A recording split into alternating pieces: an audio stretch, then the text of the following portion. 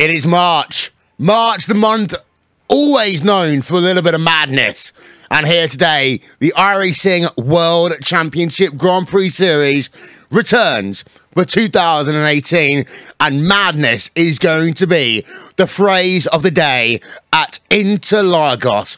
Round number one of the championship, defending champion Martin Kroenke. He won every single round last season, looking to make a bit of history. Tyres is going to be a huge factor here today. But before we go to the race, we've got to do qualifying. So welcome, ladies and gentlemen, to round number one of the 2018 iRacing World Championship Grand Prix Series here on eSport TV, streaming live on Facebook Live, Twitch TV, and on YouTube Gaming as well. Will Vincent along with Jake Sperry, Jonathan Simon. We've got Connery Maddock doing our stuff here on social media. Qualifying is already underway, and that is where we are going to take you to the action right away. And as it stands right now, it is Martin Kroenke on pole position provisionally, 1:10.071. But Jake, Joshua Rogers, we saw how fantastic he's been before. Was in second place, now down to third place in qualifying right now. But Rogers is really going to be one of these drivers we're going to be looking out for all season long.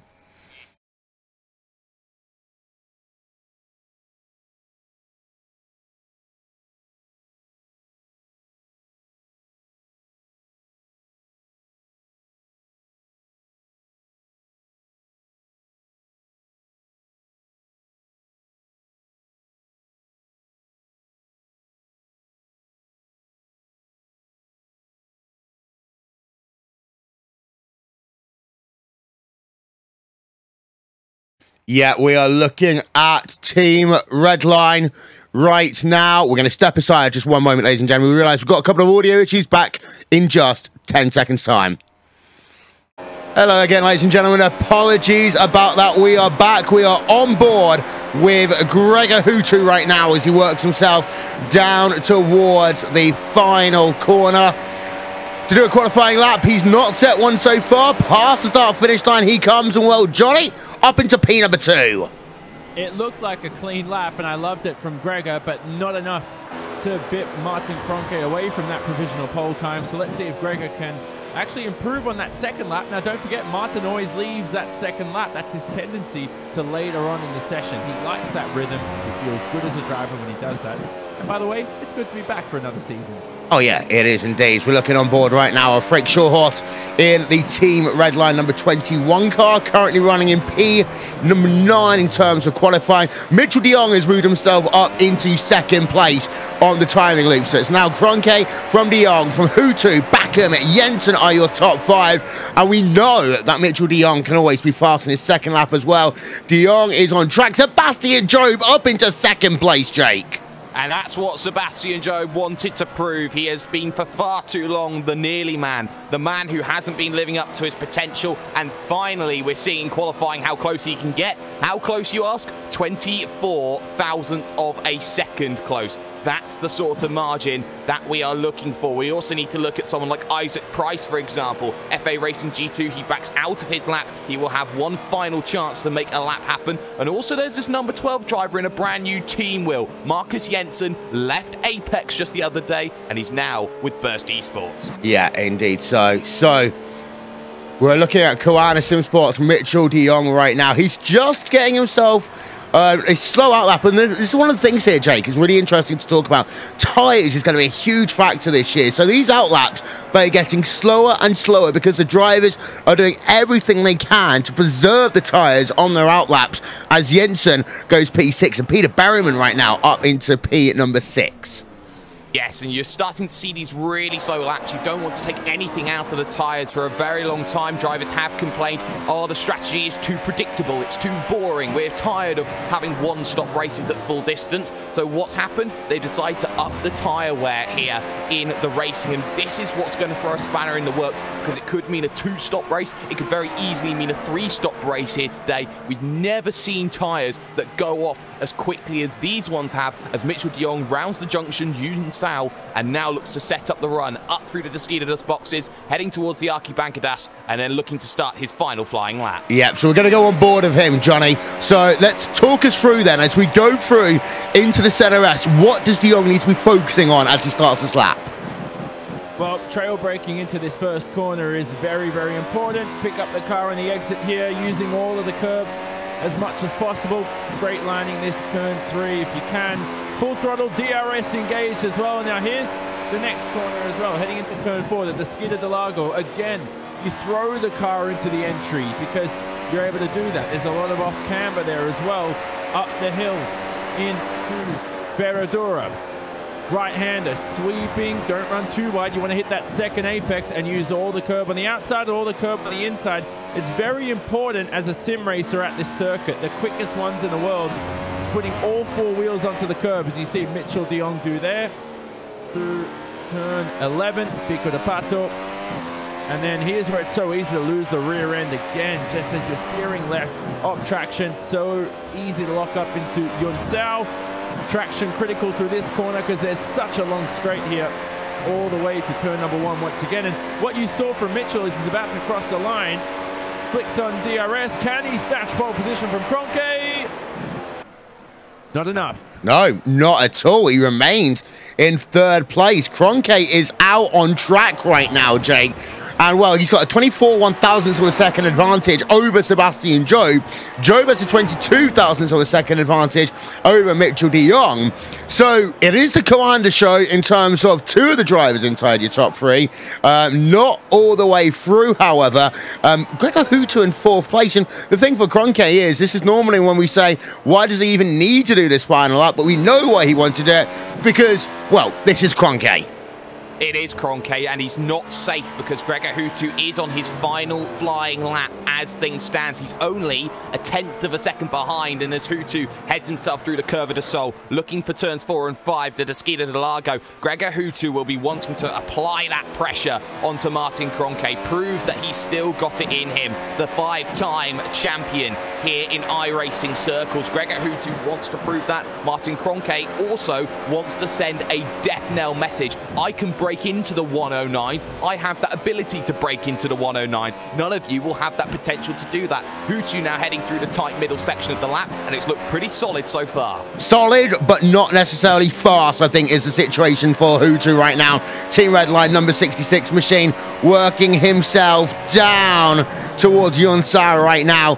And, well, just kicking over. Worth noting that that is exactly what Martin Kroenke did last year.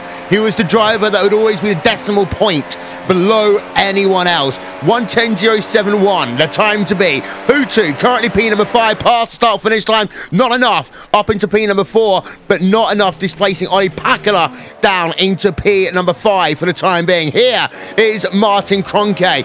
Are we going to see a repeat of the Martin Kroenke show from 2017? Works himself then through to the final corner. We go on board of him. What can he do? 1:10.044, doesn't break into the 109s, but he does extend his advantage, Johnny. Great lap from Kroenke. That's his signature. He gets it done on the 2nd lap, and he didn't even need to. That first lap time that he set earlier on in the session would have been enough for pole position. Let's see if anybody else is out there on the racetrack. Nobody. That's it. Quali's done. And I think what we saw there was 2 different perspectives from drivers. We saw a slow out lap from Mitchell de Jong. May have cooled the tires, but he may have saved some life. Had a slow lap time. But Hutu, quick out lap, quick lap time, and he did improve. So that's something drivers will be experimenting more of later on in the season. Yeah, and the weather conditions here, let's talk about that real quick before we're going to have a look at our qualification results there, Jake, because it's 28 degrees in terms of the air temperature, and it's humid here at Brazil. 61 degrees race relative humidity. Not a lot of wind speed, but that humidity and those that track temperature, that did make this a very interesting session for these drivers, and similar weather conditions in the race might make this free-stop territory easily. It certainly could. I think that with the temperature that we're looking at the bridge between a 2-stop and a 3-stop here today. If the temperatures stay exactly like this, the track may heat up a bit, it may cool down a bit. It'll be down to what the weather does when we head to the race. But It's about how you manage the new conditions. Every season has had a little something that's been different. And I will say for Team Redline as well, what a great lap time Ollie Pakala had. Yeah. Okay, so we are going to have a look at your qualifying results here from Interlagos.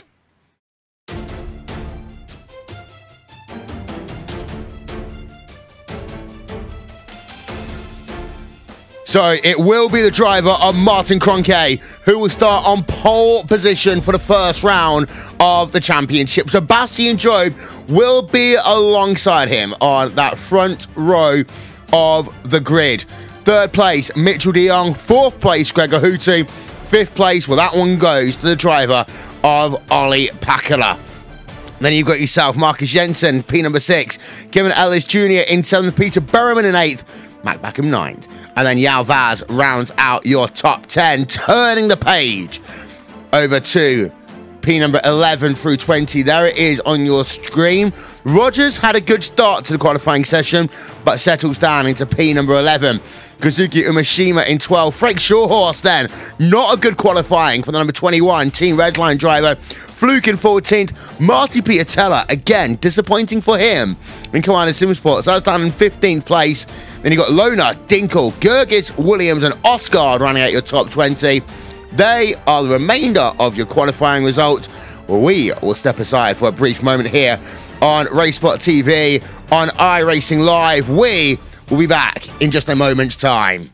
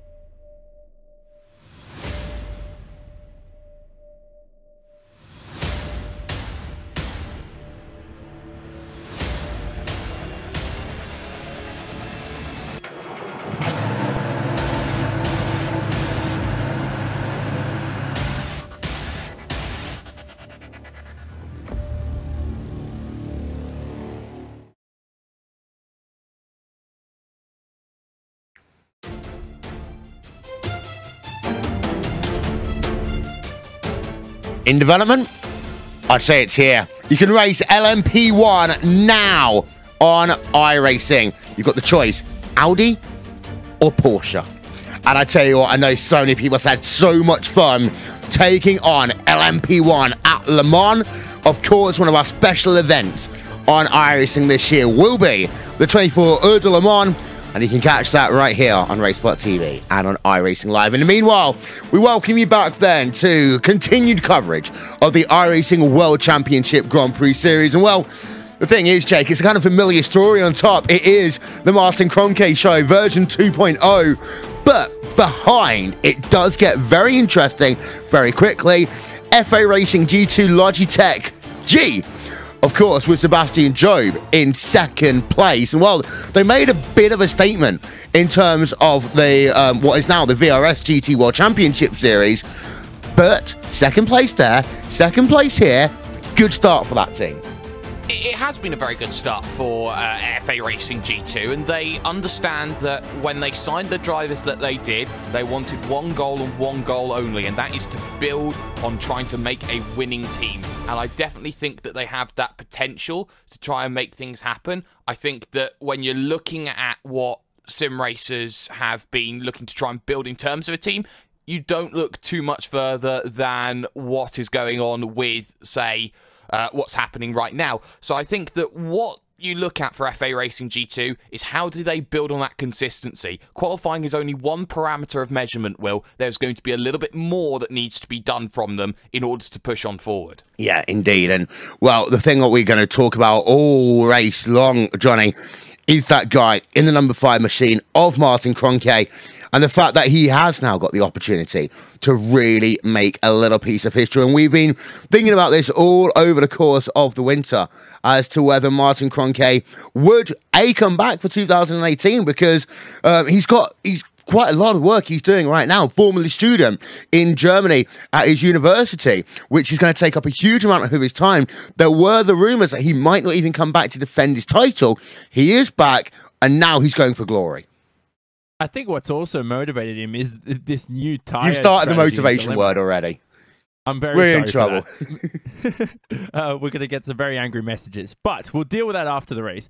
Kroenke, as you said, he's got a busy schedule on his hands. This is a great test of character for him this season. I think that's the biggest reason why he's probably racing. Is like, you know what? This is still fun. He wants to go for that win streak. I think it will be broken this year for sure. I think this whole... the factor that we're not having 1 stops anymore, we're in 3 or 4 stops, and these first few rounds are always unpredictable. That could throw him off. But in terms of matching Gregor Hutu's historic 14-race win streak, which Gregor had to begin the inaugural season of this World Championship, I think he could do it today. We'll see how long, though, it will last after 14. Can I interject here in this situation? Because firstly, Johnny, he's looking to beat the record of 30, not equal the record of 14. And secondly, I find it more interesting that Martin Kroenke isn't saying, I want to break the record. I find it more interesting, Will, that he's saying, I want to go an entire season without picking up an incident point. Yes, and I mean, this is one of the things as well about Coanda Simsport. They have always been historic about this. Let's think back to when the 24-hour races came on iRacing. That first race that we did on RaceSpot TV, Jay, Coanda Simsport, that's the thing that they love. They don't just love winning races, they love doing clean races. And I think Martin Kroenke did something like a 6-hour stint at Spa in what was an LMP2 car. Not a single link point at all. And this is, I think, the challenge now for Martin Kroenke. I like the way that he's compartmentalizing his successes, but trying to push it in such a way like, well, what do you do after you win an entire season? Well, okay, let's go for being the cleanest driver on track. Yes, and I think that Martin Kroenke over the last 2 seasons has done that, as I will apologise to Jonathan Simone. It seems that my information is incorrect. But I think that when you look at what Martin Kroenke's done over the last 2 seasons, he's averaged, in his races, I think he's averaged 1 instant point over the last 2 seasons, going underneath an instant point a race in 2016 and just above that in 2017. It's a great challenge to have, Will, to keep on going forward. But as we all know, if one driver decides to send one down the inside on Martin Kroenke, and when all of the drivers in the field have not had a win since October 2016, I think an incident point could very easily go away. Yes, indeed so. And actually, one of the things I really want to think about today, Johnny, is the fact that we're talking about tyres and tyre life and tyre issues. Now, one of the things that we haven't seen a lot over the course of the last couple of years is drivers having what I like to call self-inflicted crashes. We've seen drivers, you know, slow down. We've had all this sort of stuff. But I'm thinking that we're in a situation in 2018. I expect to see someone spin out at the centre S here today. Yeah, we've seen that in the past few years. Most famously, remember when Gregor Hutu a couple of years ago took out his whole team, which was funny. I think he can get away with that, though, because he's got 5 world titles to his name. But we could see a whole lot of calamity like that. In terms of pit windows, though, which is very important to discuss today. Now, depending on track temperature, of course, if it's around the 40-degree range, we had 34-degree track temp for qualifying. If it's around 40-degree range for the race, we're seeing definitely 3 or 4 stops, and it's going to be that intense this season. Drivers are finding that the tires drop off even as early as lap 10 coming into a stint, and they just lose the feeling out of them. So they obviously don't want to pit on lap 10 because that means they have to travel 6 times through the pit lane, basically. But 3 or 4 stops, if it does cool down and the track temp is as cold as even 18 to 20 degrees come race time, 2 stops could be an option for some of these teams at the moment, but we're definitely not going to know. And what's interesting is if it's a 3 or 4 stop race, those first few pit stops, we're not going to know who's on which strategy because those pit windows are so close together that when it comes to that second stop, that's when we're going to see drivers branching off into different strategies, and that could make the race really interesting. Is anyone called up Max Delorco? I mean, we're Max Delorco strategies all of a sudden again. 6,000 stop. Yeah. That's his name, I think. Yeah. Of course, Max Delorco over the years used to be the driver that used to do the crazy strategies. And, well, this is going to be the thing. It's like, you know, so many people often said, oh, commentators, we don't know what we're talking about. I mean, at the start of the year, especially when people talk about 2 free-stop races, when you come to Interlagos, you know, a lot of people are saying a lot of things. And they're always trying to undercut each other or outthink each other. We get the information from the teams. 2 stops is a minimum here today, Jake. We've got to say that. 2 stops is a minimum. If we are not going to end up in the same one-stop strategy race that we've had for the last 2 years, so much has changed. And because of that, that's why I want to talk about one thing. Is it a disadvantage to Martin Kroenke leading this race from the front? Because he's not going to be able to see anything going on behind him. The other guys can be reactionary, can be proactive. He's going to have to react to anything that Job does, anything that some Team Redline does, anything that Apex Racing does. Well, basically, Martin Kroenke is going to be out there like a lemon at this stage, and there's no other way of describing it. He's the man at the front who everybody wants to beat. Nobody is going to be his friend, and I doubt that anyone even in his team is going to want to be his friend in terms of if they have a shot of victory. So I think that when you look at Martin Kroenke and what strategy call that he will have to make, he's got to hope it's perfect, otherwise he could be in trouble. We saw how in 2016, when we brought a brand new car in, how Coanda struggled and how they dealt with. We've never seen changes, Will, so close to the start of the season, leaving everything so open. And it's not just changes to the tyres, it's changes to the ERS as well. And it means that from most of the team bosses that I've talked to this morning, they've gone, we don't have a clue. Yeah, and Johnny, ERS, when the crowd say Bo Selector, but it is one of those things that the changes to that in itself have been really interesting as well. And when we say we're entering the unknown, we really are entering the unknown. Yeah, because the biggest changes with ERS now is that it's pretty much, basically, if you want to make it easy for everybody, it's all automatic. So the drivers can't manually deploy it, and that may put an end to these DRS and ERS trains we see, because obviously the DRS trains will continue, but it won't be as dramatic as we saw. And also, you cannot use ERS when you are traveling at below 100 kilometers an hour. So the starts are also going to be slightly more different for a few teams this season, and that's forced a change in procedure. Yeah, there's one thing about starts that we're not going to talk about here today, but it'll be interesting. Race start from Interlagos coming up in a few minutes' time here on RaceSpot TV, iRacing Live, Twitch TV, Facebook Live, YouTube Gaming, you name it, we're there. We'll step aside for a few moments and we will be back.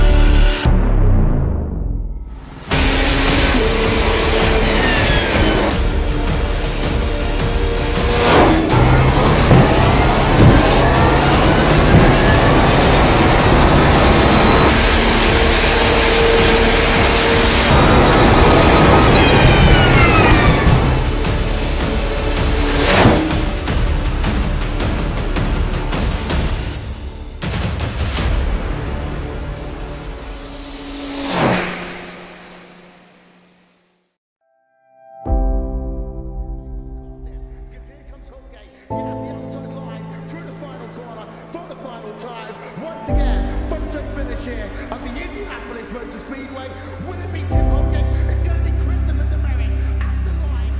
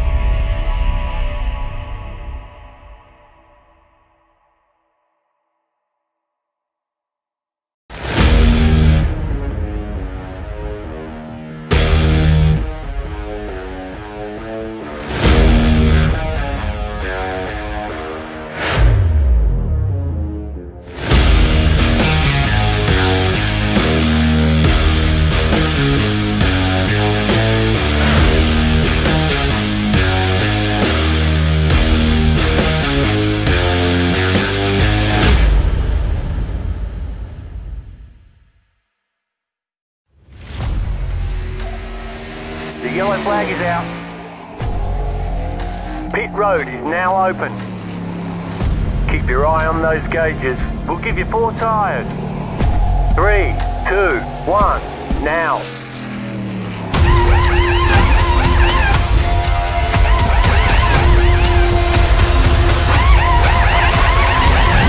We're done. Get going.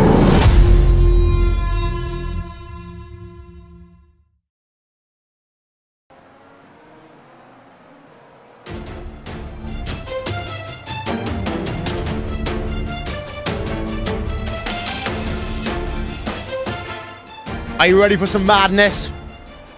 Round number 1 of the 2018 iRacing World Championship Grand Prix Series. It's here.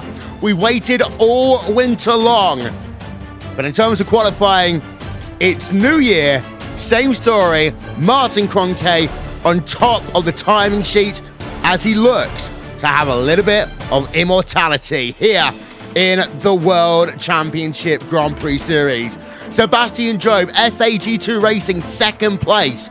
So it looks as though we could be in a 3, maybe even a 4-team situation this year, gunning for the World Championship. That is, if anyone can get up to the levels of that driver of Martin Cronkey. But behind, there's so much that's going to happen as well. Of course, this is Interlagos. This is a track where we start off the season by hoping and praying that all the drivers can make it through the center S, through the curve of the soul, through that first lap without creating too many incidents. But who knows what will happen over the next 70 plus laps. Welcome to the World Championship Grand Prix Series. We've missed you. It's been a long winter. Will Vincent, Jake Sperry, Jonathan Simone, Connery Maddock, social media, and my God, Johnny, it's glad to be back. Oh, I love it. It's always good to be back here in the commentary booth for another season of the iRacing World Championship Grand Prix Series. And I'm just intrigued, by the way. I'm very nervous right now. Martin Cronkey starting from pole. Number 1, is he going to get a clean start? It's got an uphill line going into the center S as well, so it's going to be a lot easier to gain traction. But most importantly, Will, if we see him, he's in 1st place. So going on a 4-stop may not be his option. We could see Martin Cronkey definitely on a 3-stop compared to everybody else on that 4-stop strategy. Because look at the track temperature, 43 degrees Celsius. There is no more of a greater challenge to these drivers than there has been today. Oh, Jake, it's getting hot in here. By the way, welcome to iRacing World Championship Grand Prix Series. Officially, yes. I've done, I think, 6 over the last 2 years. So I've had my time, but it's now time to make that permanent. And I think that with hot tyres, hot track, it's going to be a case about who's going to save as much rubber on their tyres. I will note something, though. We have lost a driver between qualifying and racing, and this will really hurt the Australians because it's Josh Rogers who's not here. And that's a huge shame. We've been ranting and raving about Josh Rogers over, well, so long in the World Championship Series in terms of this, in terms of VRS and everything. But the thing is, Jake, having him not here, that is a blow to not only his championship, but in terms of part of the fun we're going to have here today. We talk about the World Championship trying to be a World Series, and you can talk as many times as you like about how that works or how someone, you know, perceives the series. And having that Australian community represented, I think is what we look at for Australia and what we think of being one of the hubs of sim racing. Josh Rogers, I've happily said, I've written an article on him. I think he will be the first Australian world champion when it comes to the iRacing World Championship. But to not see him here, to not see him sign up quick enough, you know, anybody can fall foul of that. So, you know, get a little bit quicker on the trigger finger. It is really a shame, man. So we're just having a look there. I want to give a quick shout out to everyone. It's from TrackCams22.com. Andreas Warner, the official helmet designer of Valtteri Bottas's helmet for 2018. Doing, of course, our overlay design, overlay animation. Simon Grossman, Actioneer.in. Nick Thisson, RaceSpot TV, live timing and scoring grid. Then is going to show up on your screen in a moment's time. And, well, Johnny, we've all got to think about the center S now. The center S, turn number 1, nerves are at their highest as a driver as you grid up, you wait for the lights to illuminate. Some drivers, though, practice these and they simulate. If you have high number teams like Apex Racing UK with their 3,000 drivers, you can pretty much set out an entire grid and just make a few practice starts, have some fun. But most of all, Will, this is as exciting as it can get. Round number 1, odd, uncanny things. Drivers who have over-practiced, other drivers who aren't ready. Everything's all over the place. Track temperature high. We're ready to go racing. Yeah, 90 seconds remaining in terms of practice. Well, Jake, give me a winner. And still your reigning, defending, undisputed iRacing World Championship Grand Prix Series champion, the beast, Martin Kroenke. Johnny? Boring one's Kroenke. I'd say Mitchell de Jong's a chance too from 3rd position. He really is a sleeper here today. And again, they almost are going to have to, Jake. Let's touch upon this really quickly before we go to the grid. Coanda are going to have to put de Jong in a slightly different chassis to cover in case what Kroenke does doesn't work. They do, because Mitchell de Jong is just as quick, if not quicker, at times than Martin Kroenke. And he was the closest challenger last season to taking a race win away from Kroenke. And I certainly expect Mitchell de Jong to go out there and challenge. He said it personally to me. This is his last true season he can make that push. Of course, his schedule is always conflicted with the Global Rallycross Championship, and I think Mitchell de Jong wants to prove that he is a worthy title contender, a worthy adversary and rival to Martin Kroenke. Yep, so let's have a look then through your starting grid for this round number 1 of the 2018 iRacing World Championship Grand Prix Series. And it will be Martin Kroenke starting on the front row of the grid. Alongside him will be the driver of Sebastian Joe from FA Racing G2 Logitech G. Oof, that's a big one to talk about. Commander Sim Sports, Mitchell de Jong, 3rd place. Gregor Hutu, Team Redline in P number 4. P5, Ollie Pakala, also for Team Redline. Of course, racing in virtual reality, Marcus Jensen, alongside him on that 3rd row of the grid. Kevin Ellis Jr. is sick today, but he's still racing. And it's an Apex Racing UK 4th row on the field. Matt Backham, P number 9, Yao Vaz, rounding out your top 10. Kazuki Mishima, 11th place, with Frank Shawhorse in 12th. 13th place will be Jamie Fluke and Martin Piatella alongside him as the field moves up 1 position, of course, because of the fact there is no driver of Rogers. Moritz Lohner in 15th place, Michael Dinkel in 16th. Rest of the grid coming up on your screen, and it has been a long, long wait since the winter, but we are finally here. Welcome to 2018 iRacing World Championship Grand Prix Series. And yeah, they may well be 6 World Championships, but this is the one, the fastest of all the World Championship Series. NASCAR might have its intense racing. The GT side, of course, has got itself its own intensity. But if you want fast-paced action, this is where you need to be. Getting ready for the start here then. From Interlagos, all the drivers are lined up. Here we are, 2018 officially underway. Lots of slow starts there through the field as the cars come in towards turn number 1.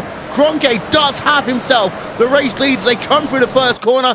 Question is, are they all going to make it through the center S? We got one driver that's gone off, but everyone's going to make it through. We got contact at the rear of the field there, and we got a second crash, a third crash. Radicals online, impacted big time at the start of this race, Jake.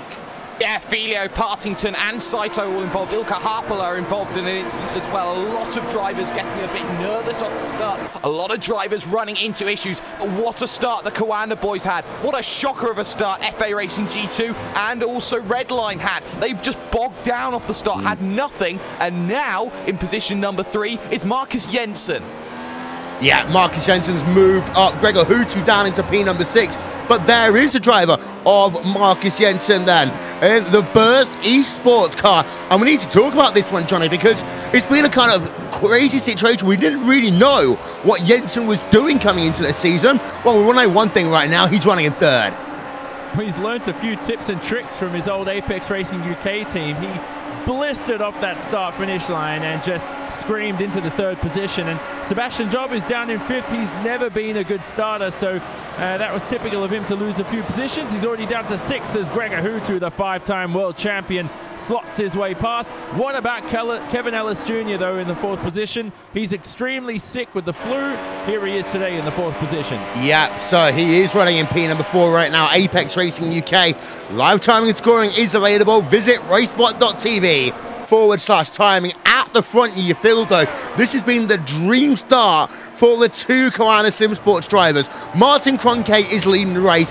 Mitchell de Jong is in 2nd place. There's a second between them, and they're going to want to have that 1 second at the very least if they're going to make this one work, because of the fact that dirty air, tyres are going to be such a critical thing here today. You almost want de Jong to fall out that 1 second window, which is exactly what he's done right now. 2nd place, it's Mitchell de Jong. 3rd place, Marcus Jensen. Jensen is, though, keeping it right with that driver of Mitchell de Jong right now as they head themselves up the hill towards the start-finish line to start lap number 3.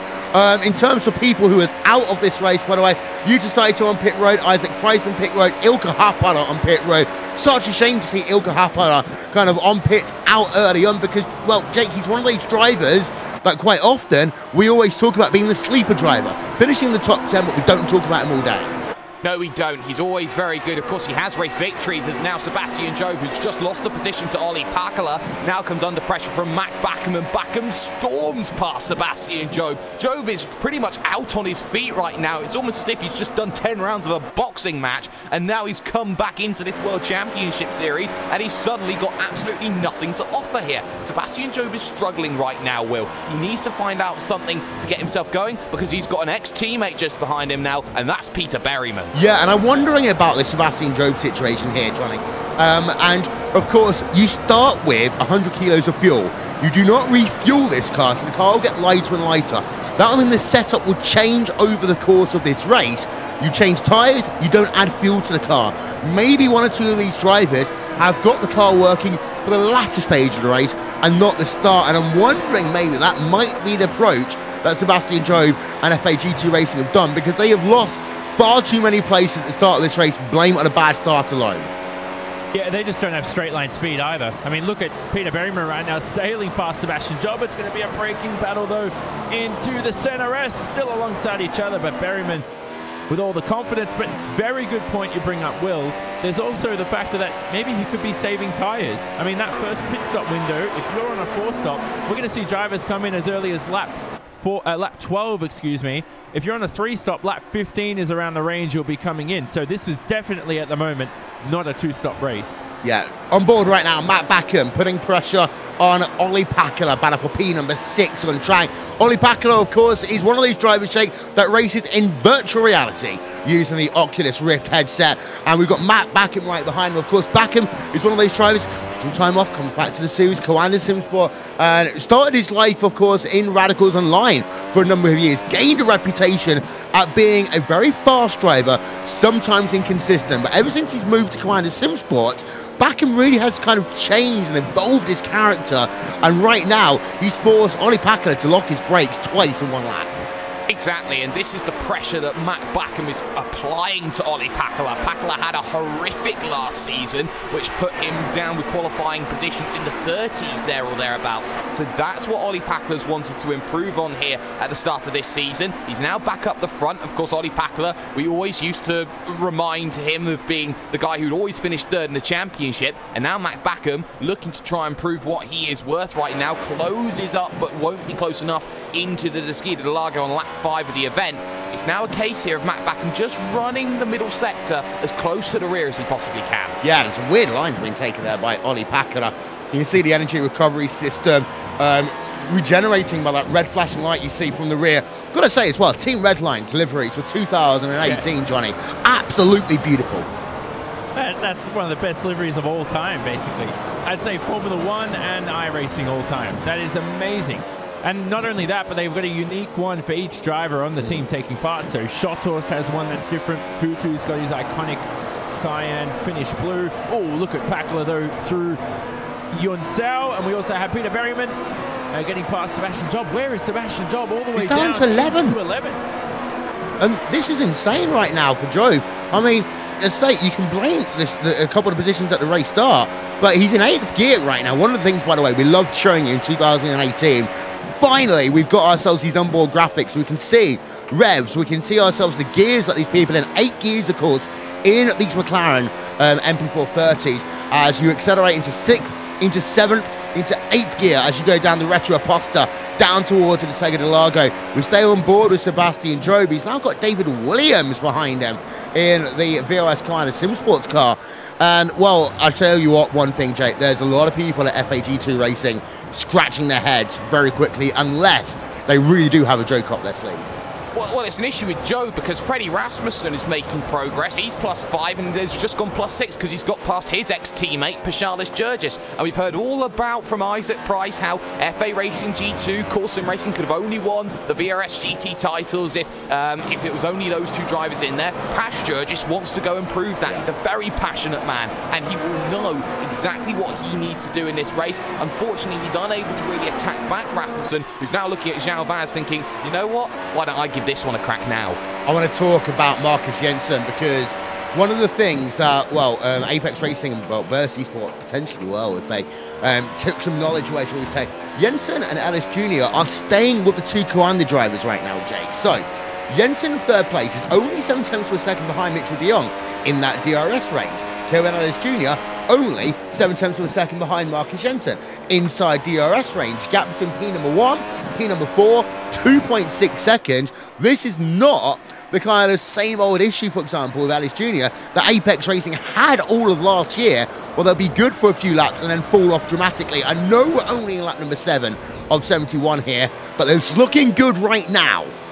It is looking good right now for Kevin Ellis Jr., but he does have to be a little bit cautious about who's behind him. Yes, that's right, 5-time world champion Gregor Hutu is sitting in the wings, and I think that Kevin Ellis Jr., he's been very outspoken as a personality. He's very much, you've got to get it right or I'm not going to like you sort of personality. So Kevin Ellis Jr. will want to make sure he gets this one right. Yes, he may be feeling under the weather, but I tell you what, it's not showing at this stage, Will. Yeah, let's go on board with 5-time world champion Gregor Hutu into the Senna rest then, Johnny. And, well, the thing is at this stage, we're 8 laps into a stint. We know the tyres start falling off in a couple of laps times, and already you see that Hutu really had to do that 2-3 stabs of that car to get it through the curve of the soul. Yeah, lap 10 is when they're going to start to lose the feel in the tyres, so I don't know if they've practiced in this hot of conditions before. If they haven't, that'd be idiotic, but surely they're well prepared as well. I don't really think Gregor Hutu expected Kevin Ellis Jr. and Marcus Jensen, 2 guys in their 2nd year of racing, to be in front of him. But right now, he's got a roadblock to catch those Coanda cars in front. And if not only does he not want Concrete to match his win streak, but he certainly wants to grab that race win. to start off a great campaign for 2018. Yeah, so there is Hutu running in P number 5. Ellis Jr. just ahead of him in the GTL Apex Racing UK machine right now. Number 98 car heading himself on the exit of Yun Sao up the hill through turn number 14 and 15 once again. So they're staying where they are. One of the things worth noting, you've got Frank Shawhorse down in P number 19 right now, Jake. I'll say that again. P number 19 in a Team Redline car. And this is the driver that we expected to take the mantle away from Bono Haas, who's not racing this season, and go out there and prove it. Here is the finalist of the world's fastest gamer tournament who lost out to Rudy Van Buren. This is the Freek Showthorst that we know can go up there. This is the Freek Showthorst that needs to get away from results like this, which actually cost him a shot at the championship and second position overall last season. This is not the Freek Showthorst that we know and love. We want to see a better Freek Showthorst who's out there racing at the front like we know he can do. Yeah, and we know as well, the thing is, Johnny, is that, you know, first race blues going to affect a number of the big teams. We talked about it in our pre-race show as well. Coanda, 2 years ago, this racetrack, they struggled. Sometimes, some people just don't hook it up in time. And a team like Team Redline, they have a number of different things that's all going on. But Shawhorse down in 19th place, he's on the rear of Moritz Lohner, but also as we have a look behind him as well. For example, you got like some Tommy Ostergaard in the number 1 machine, and well, we expected big things from Ostergaard in 2018, and he's down in P number 21. Yeah, exactly. As now we look at Shawhorse possibly making his way past the rookie Moritz Lohner. Seems to be an easy move as well. He's going to have DRS. Well, they're both going to have DRS actually, but the straight line speed is for Shawhorse. And straight pass as well. But you talk about Ostergaard too, Will. This is his first race in the World Championship and also first race for one of the best teams in sim racing of Coanda Simsport. Yeah. Number of changes that's happened over the course of 2018. And Jake, you talked about it as being one of the busiest, crazy, silly seasons that we've seen in the history of the World Championship Grand Prix Series. Of course, it's happened here and also in the VRS GT World Championship as well. But it seems to be that where you have consistency, you've got yourself out front, 2 VRS Coanda Simsports drivers. But also where you have change with Marcus Jensen, same things can apply. You can actually still be really good as well. Yeah, you certainly can. There's 2 different philosophies. Sometimes you look to change for a team. Sometimes you go out there and make a push for your team to go out there and work. So it's 2 different sides of a different coin, I think, that we're looking at here. Or 2 different sides of the same coin, sorry. I think that a lot of drivers need to work out where they need to be. I think Marcus Jensen was confident enough to make a bold move as he did to put himself there. And look at how this field now, especially in the mid part then of this opening stint as we head to lap 11, no takers, have pretty much bunched up here. You've got De Jong, Jensen, Ellis Jr. and Hutu on that last lap, mind you, was actually quicker than Martin Kroenke. And we're into that window. By the way, Yao Vaz and Antoine Hegelin just swapping positions. Orion Race Team, of course, one of the oldest teams in the iRacing World Championship Grand Prix Series. And I actually think you put them, Johnny, along with Team Redline. I think they are the 2 oldest teams. We do not count Coanda Simsport for their lineage with Free ID Gaming because of the fact they did completely change their management and the entire thing. Yep, and good segue too, because you know what else is getting old? These set of tyres. It's time for the first pit window. If you're on a 4-stop, it is time to come into the pit lane this time around. That pit window opens for the first time this season. And let's have a look then. Kroenke, by the way, out front, has extended his gap to 1.8 seconds over Mitchell de Jong. He will stay out. And again, these drivers in clean air, these are the ones who I expect to just stay out. The thing that will be interesting is down in this pack around P number 8, 9, 10, 11, 12, Johnny. This is where we are more likely to see someone dive in early because clean air can be a big thing. There's a big lock up there for Peter Berryman. He loses the position there to Martin Piatella. Piatella's on the move. Yeah, so Piatella joins Backham in front. I don't think Berryman's going to have the momentum on the Reto Aposta straight here. No chance to fight his way back into 8th. So if he was thinking about a pit stop, like you were saying, Will, in this range, it's very, definitely not worked out for him. He's got Jamie Fluke behind his teammate. They're all going to have to work together here. Yeah, and we're just having a look at the replay there. And what actually happened for Peter Berryman, he ran into the rear of Matt Backham. in towards the center S. He looked up. It was a light piece of contact. He gave back him a bit of a wiggle, but then Berryman lost out that position to Marty Piatella. And, well, this is just vintage Marty Piatella right now as we go on board of him, Jake. This is that driver that he's not always the best qualifier in Kind of Sim Sports, but he always finds his way into the top 10. He's had a couple of podiums recently, of course, and this is the Piatella that we absolutely know and absolutely love, and also one of the funnest people in this series. This is the reason why you love Marty Piatella as a driver, because he always has a knack of making 4 or 5 positions very early on in a race, as he has Peter Berryman closing, but not enough to make the move into the center S for the very first time. And Marty Piatella knows that he's got himself his teammate Matt Backham in front, who has struggled over the last couple of laps, and again, time gained by Piatella that last time by, as Ollie Pakala pulls away. You're now starting to work out, okay, what sort of pace are we running? How are we saving the tyres? How are things going? Tyre degradation very much dropping off at this stage. If I told you that Peter Berryman's first lap time was a 14.1 and his last lap was a 16.9, what would that say? Yeah, and that's the whole thing for these drivers in the mid-pack, Johnny. You can gain the advantage by coming in, and welcome to Formula One racing, undercut. Yeah, exactly. The undercut will work as well. So an option for some of these drivers. We've got a spinner, Yao Vaz. Oh, no, not for Yao Vaz. He had a great qualifying performance. There he is now rejoining just alongside. There's Daniel Bieder going past. Dion Burgess is right behind. His teammate doesn't want to get in the way of him. But right now what we're seeing, Will, is these drivers may be going for that 3-stop strategy, because that window opens around lap 15. If they can make the tires last this long, then they could be able to switch on to that 3-stop.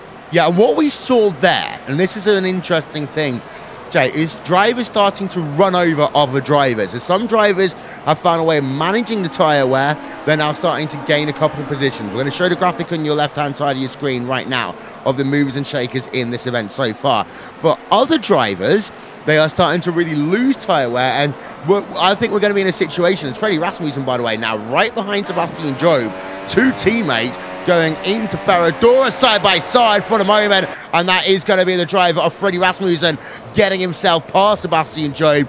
But it's going to be a case of solo spins and people running over each other in this phase of the race. And I think we saw in that situation, Sebastian, Frederick is faster than you. So I think right now what we're looking at here is a bit of team orders there, because Sebastian Job is the slower driver. Freddie Rasmussen had a very shocking qualifying start to P20th, has made 8 positions now, 9 positions in the opening stint. We're starting to see drivers now gearing up. Is it now my time to come down onto the lane? We know Kroenke will probably stay out as long as there is someone else behind him looking to keep himself going through, but that gap hasn't really broken much, Will. It's 2 seconds, so they're all there, they're all having this little, okay, I could make this move, I maybe could not make this move, and still no takers. Yeah, as Frank Shawhorse moves up 1 position, he gets himself past Patris Gergis in towards the center S. So Shawhorse now up 1 position. He was 19th earlier on. Now he's up into 15th. So he is starting to make some ground up here. And this is one of those things. The tyre management's interesting. What's going on? What's you? Rasmussen's off. Yeah, Rasmussen went off. I believe that was at turn number 1. He was right up close, missed his braking point, almost took Jamie Fluke out in the process. So Jamie Fluke gets away with 1, and that's the position lost again. So is it going to be a case of team orders again then from F8 Racing G2? No, Johnny, I don't think we're allowed that one. No, I don't. Logically now he's going to earn it. I mean, I know it's his first race. I know he's the world's best sim racer in terms of endurance, but right now, this is a different form of racing. You know, he proved himself in the Pro Series, but when it comes to round 1, he's going to shake off a bit of rust. We're definitely going to see a lot better from Rasmussen throughout the season. But that was not going to make its highlight reel for sure. Which, by the way, I want to point something out. Gregor Hutu now in 5th. He is much faster than anybody out there on track, except for Martin Kroenke. He's just stuck behind traffic. He is indeed, and this is one of the issues that Team Redline's had over the years. They've had fantastic aerodynamic grip, but sometimes lack a little bit in the straight line speed department. That is the case here today, as we see. Pardon? got to take her on pit road, Will. Who we got? Daniel Bieder. Ooh, that's going to be an interesting one, as we're going to have a look then. But Martin Kroenke does look as though Gregor Hooter looks as though he is fast, but he's just struggling to find that straight line speed as the PSR car comes out of pit road. So, in terms of the Johnny Simone pit strategy window, that's in kind of three-stop territory there, Johnny, almost. Yeah, it looks like a three-stop territory, but what we're seeing right now is the track is rubbering up so well that the tires could be lasting a lot longer in race conditions to practice, and that might be why these drivers are trying to stretch this to a two-stop. So we'll wait and see. Two stops about lap 21 onwards that they have to make that first stop, and I think these drivers are trying to stretch it that far. We'll see. Hutu's very close to Kevin Ellis Jr., but not close enough heading into the center S. Yeah, Gregor Hutu is currently dialing up the Honda engine department and saying, hi guys, can I have a bit more horsepower right now? Because he wants to find himself past Kevin Ellis Jr. He is clearly faster in terms of the twisty sections on track, just cannot get close enough. Of course, Ellis Jr. behind Marcus Jensen. Your three drivers then, P number 3, Marcus Jensen, P number 4, Kevin Ellis Jr., P number 5 of Gregor Hutu. They are all now in a very tight window, separated by just 7/10 of a second. Martin Kroenke does continue to lead this motor race, by the way, and the gap between himself and Mitchell de Jong is now up to 2.2 seconds. The gap between Mitchell de Jong and Marcus Jensen is up to 1.2 seconds. So Jensen is no longer in the DRS range of Mitchell de Jong, and then you've got Ellis Jr. in 4th right behind. Gregor Hutu in 5th right behind. Then a 4-second gap to Ollie Packard, Matt Backham in 7th, Martin Piatella in 8th. 9th place is Jamie Fluke, 10th place Sebastian Job. And by the way, those of you who are playing the Fernando Alonso reference drinking game, we've had one so far today, so take a little sip as we come down in towards turn number 1 once again for these drivers. And well, Ellis Jr. is having the same issue as Gregor Hutu right now, Jake. You can get close. He actually got very close. Late on the brakes, bit of a wiggle, almost ran into the rear of Marcus Jensen as Jamie Fluke now is onto pit road. Yeah, we saw Peter Berryman come in a lap earlier, so Jamie Fluke's going to try and cover off the move then from position number 10 as again, close goes Gregor Hutu into the corner, and same could be said for Kevin Ellis Jr. Not going to happen on Marcus Jensen. Maybe a good run out of here, out of the Interlagos, makes the run to Ferradura. Look to the inside, only showing the nose, probing for information at this stage is Kevin Ellis Jr. I think he's bogged down and frustrated right now, Will, being behind Jensen. I think he knows he's quicker, and he doesn't want to lose Mitchell de Jong's rear tail. Yeah, and again, let's talk about this one a little bit here, Johnny.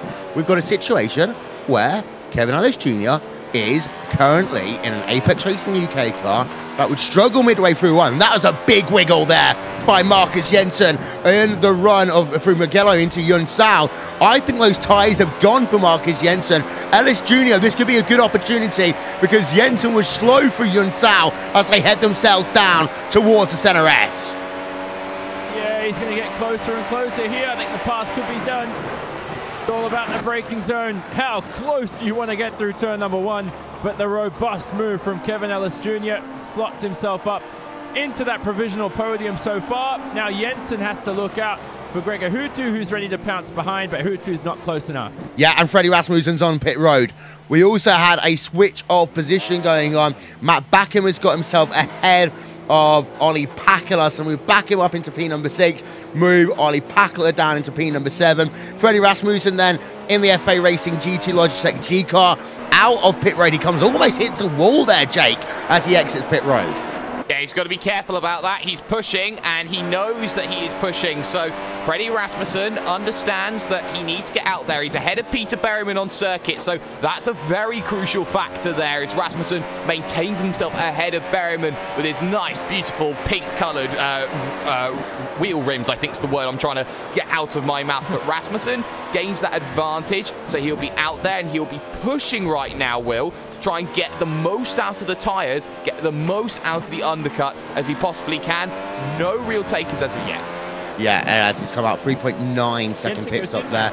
Marcus Jensen is on pit road as well. Yeah, you're right there, Johnny. Take it away.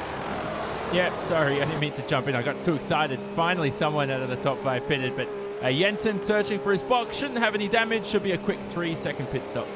Yeah, he's in. Oh, he overshoots.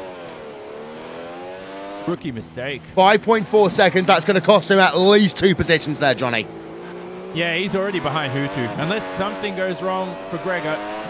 Right now, he's already behind him. He'll be safe from Mac Backham, though. So Marcus now will probably feed out in the 5th position. Yeah. As they come out side by side as well with Davide Core in towards Interlagos and Marcus Jensen. That was an important moment there for him, Jay, because if he got stuck behind the driver Davide Core, then basically he would have been his race over. Top 5 would have been a pipe dream from then on in. Exactly. Davide Corps is on old tyres. Marcus Jensen is on the fresh rubber. You don't want to be stuck behind someone who's slower, especially with the dirty air effect, which can really hamper someone an opportunity to make overtakes. So you've got to make sure that you make the moves as and when you try and make those happen. No takers then, once again, from the leading 2. But Gregor Hutu covers off the move. I'm not sure he'd get the call, though, Will, that Marcus Jensen's overshot his box. Yeah, so there we are. As we're going on board with that driver right now of Gregor Hutu in towards pit road. And here he is. One graphic. Out and away. 4.6 seconds. He kind of started out pit road a bit there, Jake.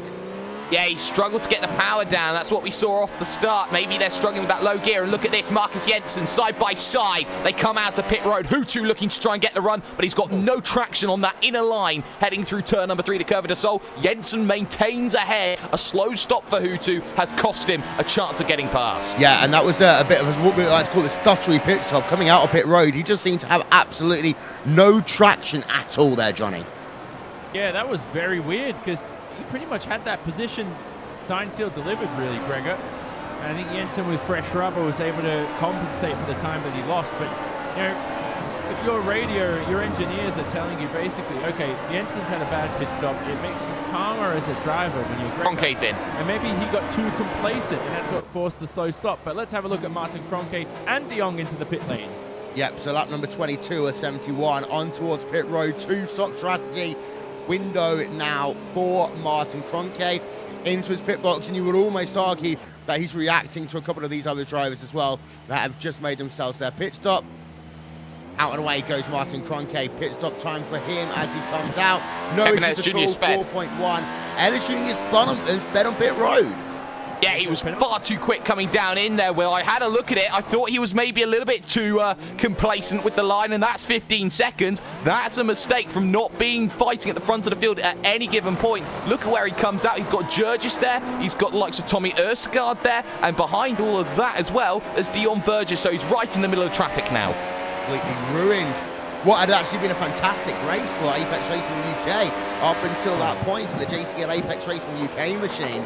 Now just working behind the driver of Tommy Østergaard, who has made a pit stop as well. So that is basically a net loss of 12 positions there, Jake. And well, now we're going to see what Kevin Ellis Jr. is made of. Yeah, we are. We're going to see how Kevin Ellis Jr. is going to scrap and claw. The Scotsman will want to make some positions. We know he will. The question now becomes who dives in. Mac Backham now will decide to hit the lane. Will he be nice on it? Yes, he'll be very, very complacent with the line. In comes Piatella. In comes Job. Surprised Job's actually gone that long. Net lead goes back once again to Martin Cronke. Yeah, and for Sebastian Job, we really want to pay attention to this because, of course, we're so slow in the first 5 laps of this motor race. He's gone towards pit road right now. Let's have a look at the time as he comes in. 4 seconds, out and away, but he's lost a place there to Martin Piatella, who's also come out of pit road himself. Sebastian Job down P number 12. That's a net loss, of course, there, Johnny, of 10 places for the FA Racing GT Logitech G car. I still do not understand what went wrong in the first 10 laps of Sebastian Job's race. I'm not sure if he was conserving tyres. I mean, we know Sebastian has his trademark poor start, so he had 2 months after the Pro Series, basically around 2 months, to figure out how to start this car. And I don't know, it doesn't seem like he figured out how to do so. So he's definitely going to figure out a solution to that. But right now, where is he down in P12? The good news is, on the bright side, he's ahead of Kevin Ellis Jr., who's had that long pit stop. If you're Kevin Ellis Jr., Will, right now, if I'm team manager, if I'm Alex Simpson, who's actually still in this race too, he should put an arm around the shoulder of Kevin Ellis Jr., maybe not speak to him after the race right now, a driver never wants to be spoken to after a race when they've had a poor showing. You know, you let him go, speak to him the next day or a few hours later, and then just move on to the next event. He's shown some great pace. Yeah, also, Gregor Houtu there just made a pass over Marcus Jensen in towards turn number 1. We saw it then as he flicked over. We're going to have another replay on board with Gregor Houtu as he worked himself down towards turn number 1. And that was just one of those easy passes. Got it done with the DRS engaged. Worked himself through, so it now moved Gregor Houtu up into 3rd place. We're back into familiar territory all of a sudden. It's the Coanda and Team Redline show here in the iRacing World Championship Grand Prix Series, lap number 24 of 71. Live timing and scoring, of course, is available. Visit racesport.tv/timing. Cronke leads. The gap between himself and Mitchell de Jong, 1.8 seconds out.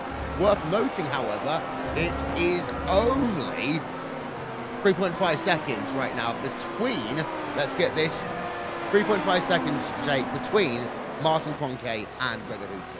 And Gregor Houtu, after his poor start, has really recovered well. 14.1 he managed to make on that last lap. Compare that to the 14 flat of Cronke, the 14.1 of Mitchell de Jong. He pretty much keeps that gap at around 3.5 seconds, so he's just got to work on this stint, push himself maybe a little bit further forward, and he'll be able to just hit that rhythm, as we know Gregor Houtu can do, has done. Of course, the driver with the most wins, 5 championships, most championships, and we know what Gregor Houtu is capable of. It's now about how he decides he wants to close down Mitchell de Jong, as de Jong will be the last bastion of hope for Martin Cronke to retain the race lead.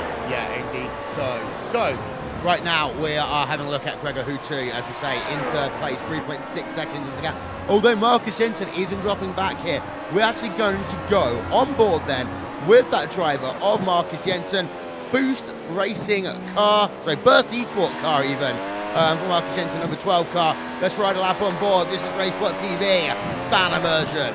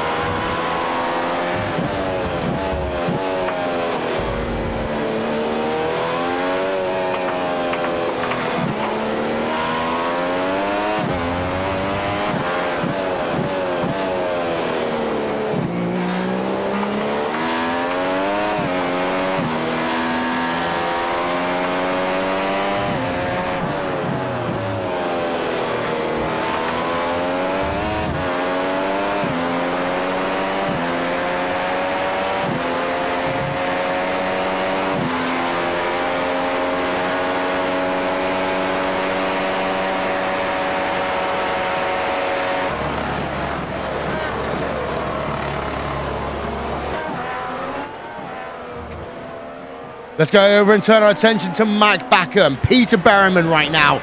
This is the battle going on for P number 8, Jake, on track.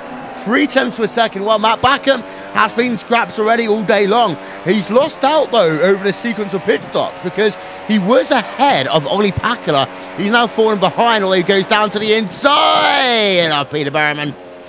And he's going to stay side by side as they work themselves then on the exit of the Interlagos. Now up towards Ferradura, and Backham's through. Yeah, Backham through. He was fighting for at least the last 2 laps on that position and could have very easily have lost it. We also saw at turn 1, will Marty Piatella just get it horribly wrong. That's brought back in Antoine Higeland and Sebastian Job into the battle. Of course, Job and Higeland, former teammates back in the Apex Racing UK days. So about 2 seasons ago, they used to be teammates. So we'll see whether they're going to be nice together. I know they have their own little one-hand gang, shall we say, that they like being a part of.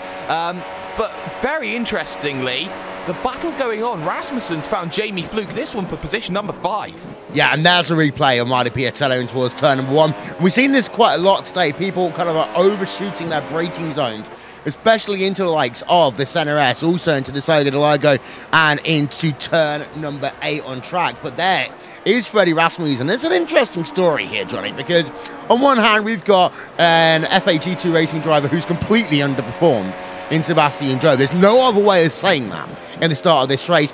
But here is Freddie Rasmussen now, up into P number 6. He's been gaining positions all day long, and this is now Freddie Rasmussen's chance to say, look, I'm not just a GT racer, I can do it in open wheels as well. Yeah, not that he already didn't prove himself in the Pro Series. So Rasmussen right now trying to find his way past Jamie Fluke, one of the smartest high IQ racers out there at the moment. I think, you know what, starting 20th, top 5, if he can potentially get it, that's a great first round, first career race for him, really, in the series for Freddie Rasmussen. The main aim, though, I think, is that we've tipped him for a podium. I think he can get it, possibly a race win if he can beat Martin, but man, that's going to be tough for pretty much every single other driver out there, too.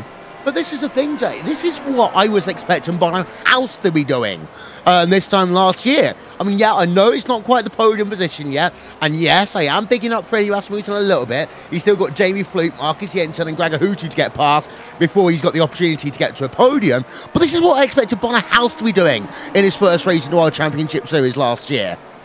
I think Bono House did, though, Will, and I think that the credit wasn't given to Bono House in the sense of what he was able to achieve. He still finished second in the championship, mind you, and still had some very, very good consistent results with 4 podiums to his name. I think this is the toughest series in the world to get in and actually get consistent and consistently at the top. Freddie Rasmussen has a massive uphill challenge, and we've already seen just in this event alone, there are 15 challengers for that top 5 position, and not everyone's going to get a top 5. No. There is Sebastian Joe, by the way, currently mired in P number 12. Antoine Hegelin and Peter Berryman just ahead. To run through the retirees out of this race so far, Isaac Price, Michael Partington, Kazuki Umeshima, Daniel Arndt-Wensing, Yuta Saito and Ilka Hapala have all had issues here in the first round of the iRacing World Championship Grand Prix Series. Olli Pakila, Freddie Rasmussen. This is a developing battle right now on board with the driver of Olli Pakila in that really striking green, kind of almost Venom-like livery in towards turn number 1 there, Johnny. Yeah, the best livery out there already this series. But look how aggressive Freddie Rasmussen's looking on the exit of the Center S, those first couple of corners. Possible move here for Rasmussen up the inside of turn 4. Boom! Straight past Jamie Fluke. Pakila should have been ready to pounce though, and he wasn't. Fluke's going to try and fight back. Yeah, in towards Ferradura they come. So we'll keep it with this. We're going to show you a replay from our aerial coverage brought to you by And1 Design, the official graphics partner of RaceSpot TV, in towards, and that was literally just what we like to call one of those slingshot moves in towards Interlagos. Nicely done. Well, Jamie Fluke tried to kind of battle that one out on the run in towards Ferradura. Not able to do so. Freddie Rasmussen now up into P number 5. Well, but the thing is, he's got a bit of work to do now. 5 seconds before he'll get to Marcus Jensen in P number 4. And also worth noting that Olli Pakila is charging as well. We go back on board with Olli Pakila in towards turn number 15, towards the start-finish line, Jake. And well, Pakila, we know that red line have had their... Oh, look at that. That was a very late move, and it always worked. But he probed for the inside. It wasn't there. He needs to get the run here out of turn 3 to Curva de Sol, making the run down the Reto Aposta towards the Desquita de Lago. And I think that Olli Pakila maybe showed his hand a little bit too early there. If he set the run up through 2, he could get that slingshot effect that we saw Rasmussen had through the Curva de Sol and into here, turns 4 and 5. Now the run up to Ferradura. I don't think Pakila has that opportunity to attack now. He'll be sitting for another lap. But more crucially, Jamie Fluke has the DRS at this stage with Freddie Rasmussen just in front, and Jamie Fluke's only goal at this stage is to stay within the 1 second window. Yes, indeed. So as we have a look then from the rear of Jamie Fluke. Oh, and this is one of those things that just seems to be in the middle section of the racetrack. There's more traction for that Team Red Line number 26 machine of Olli Pakila as they work themselves now through Mugello in towards Yuan Sao, turn number 12 on track. They come again. Up the hill they come, but this is where the issues have been a little bit for Ollie Pakula, especially as Jamie Fluke is still within that DR range. Gap is 3.5 tenths to a second right now. DRS engaged for both Jamie Fluke in the 49 and for Ollie Pakula in the number 26 in towards center S. Once again, no change. As well, there are a couple of other little battles going on up and down your field. We've got Berryman then side by side, a 1-to-1 Hegelin. Two teammates going at it down at Apex Racing UK, Johnny. Yeah, that was Hegelin going straight past, and Antoine looking really good at this stage of the race. He's already into the top 10. And this is a driver who started all the way down from P22. So Anton Hegelin, very underrated. He's continued away with a great race here as well. You talk about redline setup. Maybe they've gone for that. You talked about them being better through the middle sector. Well, it could be that higher downforce possibly. You know, this circuit, it's anti-roll bars is a huge setup element in this car as well, especially in any open wheeler. But high downforce does make a difference, even though they're middle speed corners. Yeah. You can't say anti-roll bar until May. That's an Indy 500 thing, but I know exactly what you mean. In terms of these cars, Sebastian Joe, Peter Berryman going at it for P number 11 right now. Lap number 32 of 71. So, Jake, we are getting close now to the halfway point in this event. And for some drivers, that will mean they are going to be back on pit road in the next 7 to 8 laps time.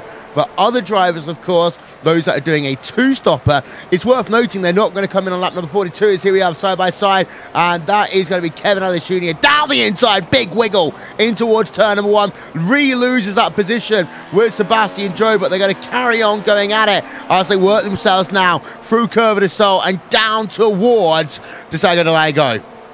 Well, there was a chance for Kevin Ellis Jr., but he lost all his drive going far too deep into turn number 1. That's allowed Job the chance to defend for another lap longer. And with Kevin Ellis Jr., the fastest man of the three, including Hegeland and Berryman, I think we could see orders get myself through the field as quickly as you possibly can.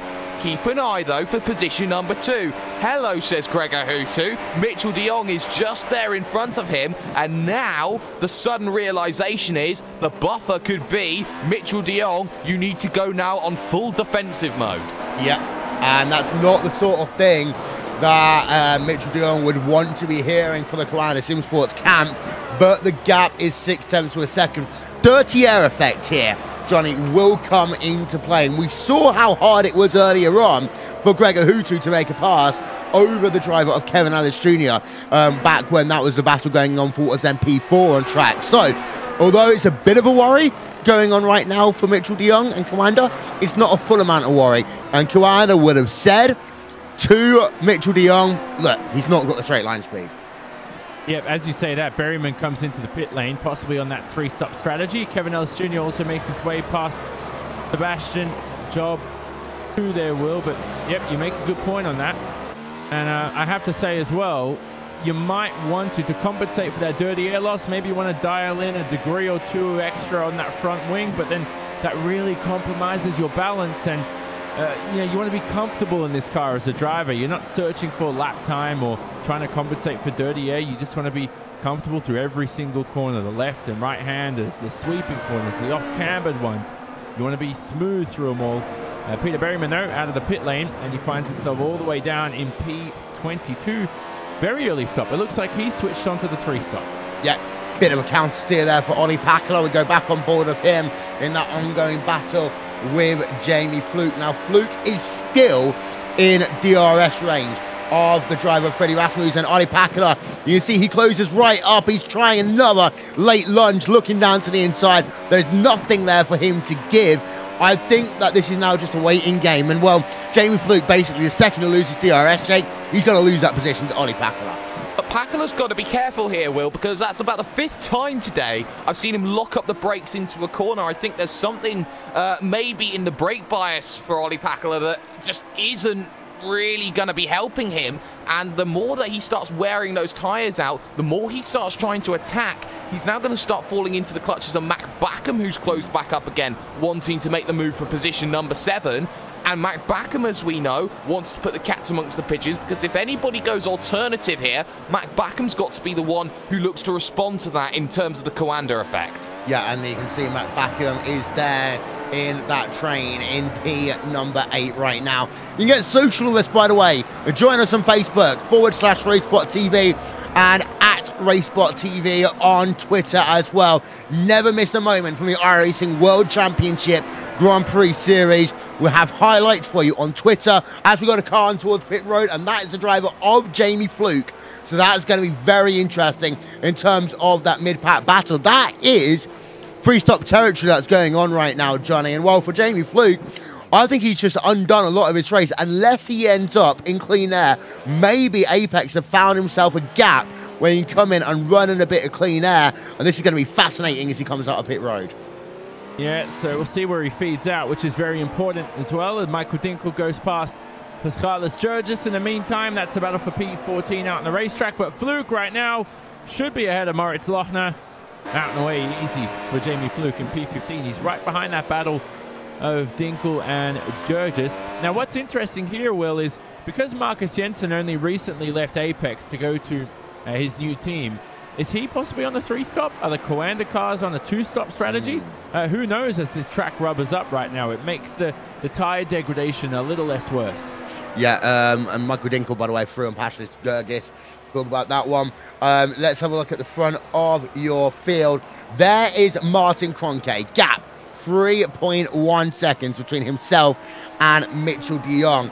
Back from Mitchell de Jong to Gregor Hutu. It is still a solid and stable, strong and stable 8 tenths of a second, almost 9 tenths of a second between Mitchell de Jong and Gregor Hutu. Worth noting here, Jake, as well, that for these drivers, the reason why I'm saying that they're not going to come in necessarily at lap number 42, because this track rubber's in, it'll do one of two things. It either gives you more grip or it makes the track more slippery offline. So this is why I think it'll be more kind of lap 46, 47 that we're likely to see a lot of these drivers on a 2-stoppers come in. Also means that if their lap times don't fall off as dramatically, they'll have fresher tyres for the end of the race. Let's not forget they're lighter on fuel, and that makes you easier on the tyres. So I think naturally you're going to see that go a little bit further, as Ollie Packer is in a fantastic scrap right now with Mac Backham. And suddenly, here's Mr. I can make positions as and when I choose to declare it, Marty Piatella just behind, thinking, well, if you're going to have this scrap, I'm going to decide I want 2 more positions. So you look at Mac Backham, unable to really make that move, needs a good run from Jun Sao once again, and he gets a decent run, not brilliant, but Ollie Packler are able to put that power down. But I think you're going to see here the difference in downforce levels, as Mac Backham will definitely try to close that gap back more. Yeah, as we have a look down in towards turn number 1 again. Mac Backham, congratulations, we're halfway through the motor race right now. Mac Backham right on the rear of Ollie Packler as they work themselves through the center rest, through the curve of the star, now onto the retro pista once again. And it does look as though that Backham, well, he looked slow there through the curve of the soul, but then he gained right at the last moment as they come in towards turn number 4, Johnny. Yeah, very interesting section of the racetrack, this one. Going through Ferradura, it's blind up here. You just clutch at straws, really. You're like, oh, where am I going to end up? Whoa, Bakula almost lost it. And kept it together, though, heading towards this middle part of the lap here through turn 9. Lots of camber through turn number 9. It's a very fun corner. Boom! Up the inside goes Backham. Contact is made between the two. Yeah, and there's Ollie Packer. He's off. And he loses a couple of positions, but it's not a big crash. I want to know. We'll just keep an eye out. We'll be able to see on the run into Yun South, there is any damage there to Ollie Packer's car that's going to affect the balance of that hand. Well, he is counter-steering a lot there. It was a side-on contact. Let's have a second look at that one as middle part of the racetrack. That was down at Bico de Pato, turn number 10. And it was a late lunge, and I just don't think Ollie Packer is ready for it there, Jake. I don't think it was the fact that Ollie Packler wasn't ready. I think he gave plenty of room for the driver of Mac Backham, and Backham really did struggle. Now Backham's fighting with Marty Piatella here, and Marty Piatella gained 2 positions. I think Backham still thinks he's quicker. No damage on that machine. Won't be able to make that move. But I think Mac Backham was far too aggressive there. He'd been stuck for however long he was. He'd been fighting side by side. He saw the opportunity. He went for it. But ultimately, Mac Backham has had a tendency of running into red line drivers. Let's just hark back to Indianapolis last year, where he got a 1-race ban after contact with Gregor Hutu, mind you. Yes. And there he is. And I think what happened is, in that situation, he kind of just slid off the racetrack a little bit. Still running in P number 7. There's the top 3 on the left-hand side of your screen. Kroenke leads 3.2 seconds. The gap between himself and Mitchell de Jong and then a further 7 tenths of a second back there is Gregor Hutu. And having a look at this battle going on down your mid-pack, Sebastian Job, Antoine Hegelin. That's the battle that's going on as well. That is for the final position inside of your top 10. Sebastian Job, just having a look at the lap times last time by, was about equal with Antoine Hegelin. They'll come past the start-finish line once again. 1:15.4 for Antoine Hegelin. That time by, it's a 1:15.2 for Sebastian Job, Jake. Yes, and Sebastian Job gaining 0.2 of a second, wants to get the run here, heading towards the Desquita de Lago. In front of that, Kevin Ellis Jr. is looking feisty. He's got Ollie Pakala just in front, wants to make the move, unable to make that happen. So we've got a little bit of Noah's Ark here. We've got 3 battles of 2 going on as they all want to try and make some positions. Sebastian Job again, very good run here on the run to Ferradura, but not able to really attack the driver of Antoine Hegelin. Wasn't able to get side by side and wasn't able to really make that move in towards Ferradura. So it's a game of waiting, it's a game of margins, it's a game of numbers, and for the first time in this event, Gregor Hutu really does look closer to Mitchell de Jong. I think he's within 0.6, if not half a second now, Will. Yeah, it is down to 0.6 of a second. Well, Johnny, that's the thing. Catching one thing, passing another, of course, for Gregor Hutu, but you might think about here, undercut. Is it worth bringing in Hutu 1 lap earlier to get the undercut and to basically then try and force Koana SimSport's hand? Because 0.6 of a second, I mean, I know these drivers are absolute professionals, but having a look, like last time they came on towards pit road, it was a 20.4 pit entry to pit exit for Gregor Hutu. Compare that to a 19.7 for Mitchell de Jong. Yeah, so as Alex Simpson spins in the background, we're hearing word. Look, I think to do right now 30 laps to the end of this race on 1 set of tires is insane. You're talking, that's like almost one stop in this race, basically. So right now, Hutu undercutting at this stage, it's a bit too early. You have to wait at least, if they're on that 2 stop, at least to the lap 45 range is the absolute earliest you can come in. I think they're going to go a lot longer than that, but man, at the moment, you're talking 3 of the world's best sim racers. Right now, I'd rank this top 3 as your top 3 talent right now on this 40-car grid. You're talking about them fighting tooth and nail right now. 4.2 seconds separating the 3 of them. I don't think this race is over for Martin Kroenke either. He's going to look out for Hutu's strategy, like you say. Yeah, 3.6 seconds between P number 1, P number 2, and 7 tenths of a second between P number 2 and P number 3. In terms of Freddie Rasmussen, I want to touch on this one a little bit here, Johnny, as well, because he has gained about a second over Marcus Jensen over the last 7-8 laps. Yeah, so maybe the tires are starting to come to him. He's starting to find some rhythm. And you spoke about it earlier on in the race, Will. Sometimes a setup as a driver, if he likes that low fuel setup, which these FA Racing G2 cars could be more preferred to on lighter fuel, maybe that's why he's a little bit quicker at this stage of the race. You know, when you're in testing as a driver, I like to always set like a mid-tank and then make all my setup adjustments with a mid-level tank. And so then you're favoring both the race and qualifying. But maybe FA Racing G2 likes that lighter fuel load. And that's the thing now, Jake. We are into the second half of the motor race. So that means that if we're to put it in terms of equal proportion, there'll be about 45 kilos worth of fuel left in the tank, and that will change a lot.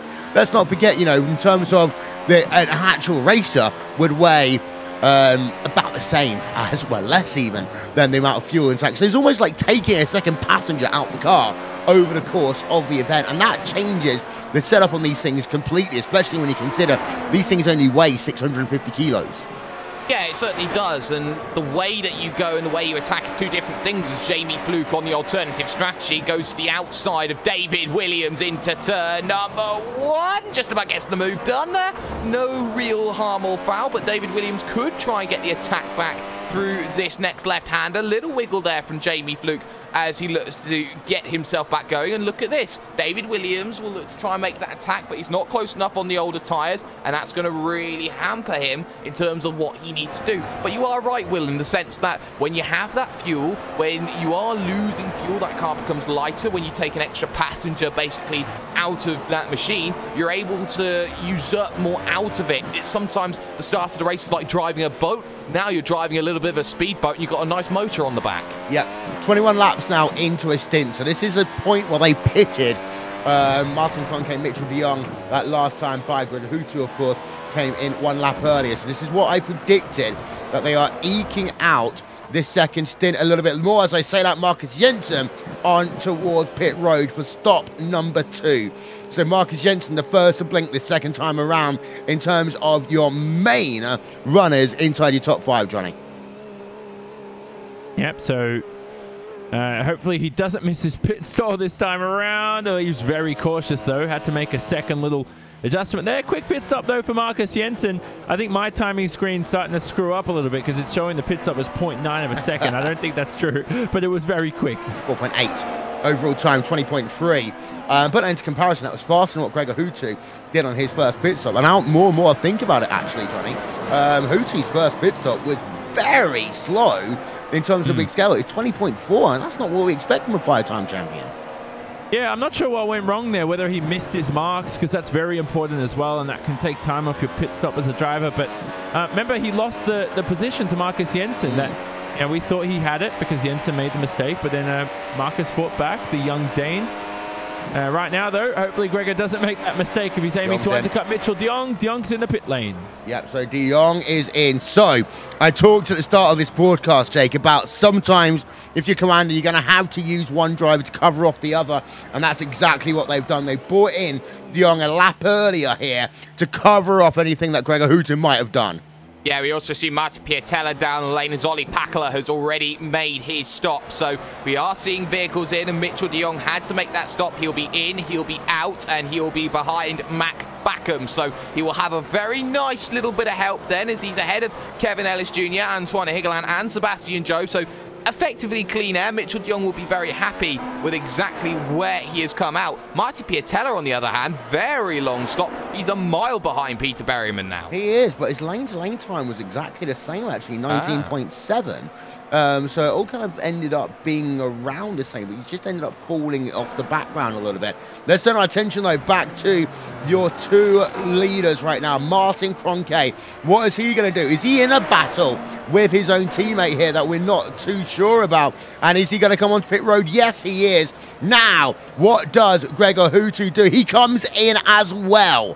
So, Huttu on pit road, Kroenke on pit road. They both come in around the same time. Pivotal part of this motor race. Get into your box and keep it clean if you're Kroenke. And for Gregor Huttu, nicely in then for Martin Kroenke. Nicely in for Gregor Huttu. Out comes Kroenke. And it looks as though it's going to be status quo all the same. But we want to keep an eye out, though, on Mitchell de Jong versus Gregor Huttu. Huttu's coming out, and he is still behind Mitchell de Jong. And actually, he lost a little bit there as well. Almost on the grass there, Jake. Almost on the grass. He has to be careful about that. But look at the time that Mitchell de Jong has saved on his stop. He's half the gap between himself and Martin Kroenke. He's brought himself back into this race. This one's not done, Will. Not by any stretch of the imagination. Mitchell de Jong's fighting for a title. He's no Rubens Barrichello. No, he's not. He's Coanda 1, Coanda 2, Coanda 3 right now. Oh, the ball, the Coanda train we go. Although, of course, Matt Backham is still on board pit road, so let's end that hype very quickly there, Johnny. Yeah, I know. We can't get too excited. Gregor's about to spoil the party for VRS Coanda SimSport. What's interesting to note, though, is last season, pitting 1 lap earlier than another driver wasn't that big of a deal. But right now, de Jong is going to be slower every single lap the rest of this race compared to Kroenke and Huttu, as now Mac Backham files his way into the pit lane. So de Jong right now, he's already lost 2 tenths, 3 tenths almost as well in about 3/4 of a lap. He's got to look out for Gregor Huttu, who's got a lap fresh set of rubber. I can't speak English, something like that. Michael Dinkel's also on pit road, by the way. Let's have a look on board with Michael Dinkel in the JCL Apex Racing UK machine as he comes in. Going to make that service. He's going to come out and away in 3.9 seconds. We've also had David Williams coming out of pit road as it stands. So let's then run you through your top 8 as it sounds in the iRacing World Championship Grand Prix Series. Round number 1. Martin Kroenke leads by 1.5 seconds exactly over Mitchell de Jong. Gregor Huttu is now a further 1.7 seconds back from de Jong. So that gap has opened up between P2 and P3. JB Fluke continues to run in 4th place. He is, however, on the alternate three-stop strategy. The same applies to Peter Berryman, to Apex Racing, taking a little bit of a different angle compared to some others. We've got ourselves Fluke in 4th, Marcus Jensen in 5th, Peter Berryman in 6th place, Martin Piatella in 7th, Frederick Masselhuisen in 8th, Matt Backerman in 9th. Running out your top 10 is Ollie Packalo. We are stepping aside for a few moments here, ladies and gentlemen, on RaceSport TV and on iRacing Live. Take your RaceSport TV side by side. We'll be back in just one moment's time.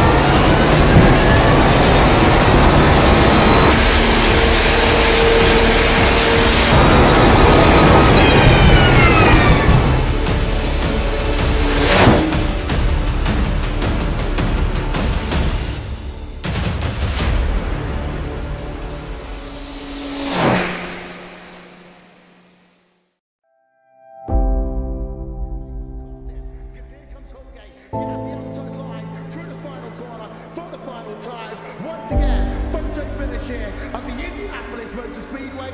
Will it be Tim Hogan? It's going to be Christopher DeMerritt at the line.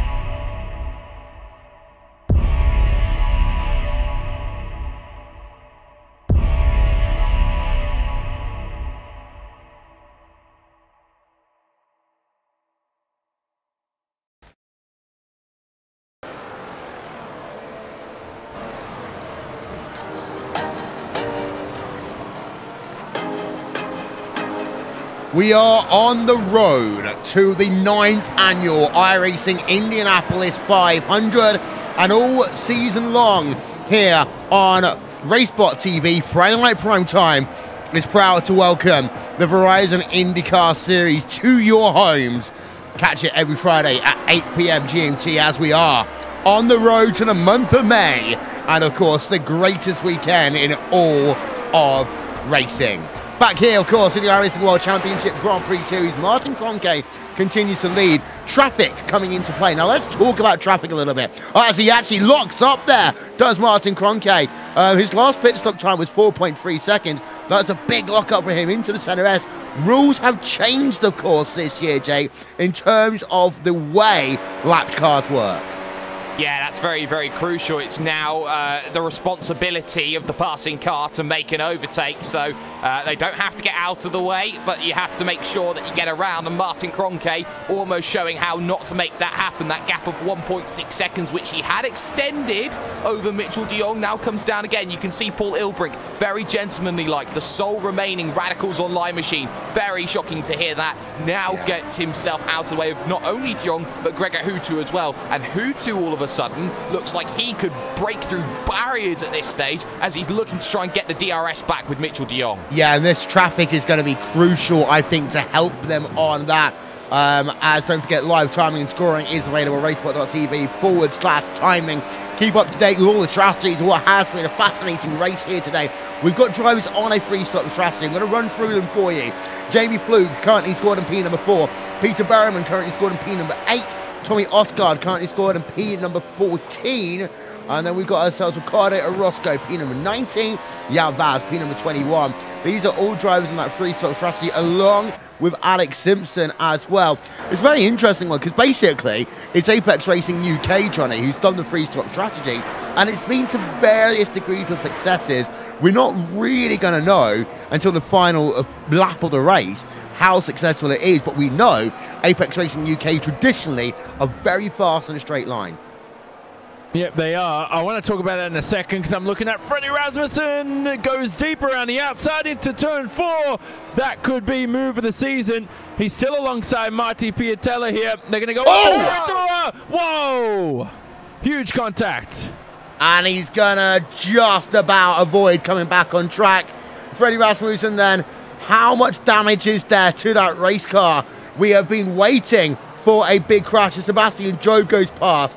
We've got ourselves Tommy Osgard. David Williams almost going to come past. That is Tommy Osgard going to go past. How much damage is there to Freddie Rasmussen's car? Let's get ourselves a second look at that. As it was, you were right. And we're going to rewind this from the absolute start of the lap. Here we are, side by side in the center S. Freddie Rasmussen. Side by side through turn number 2. Side by side through the curve of the Sol. Falls back a little bit. We go on board of him now to show you what's going on. As on board, outside line, bold move there. That was almost like Ryan Hunter-Ray at Indy 500 when he was onto the grass. They stayed side by side then on the run down into Ferradura, and then unfortunate circumstances happen.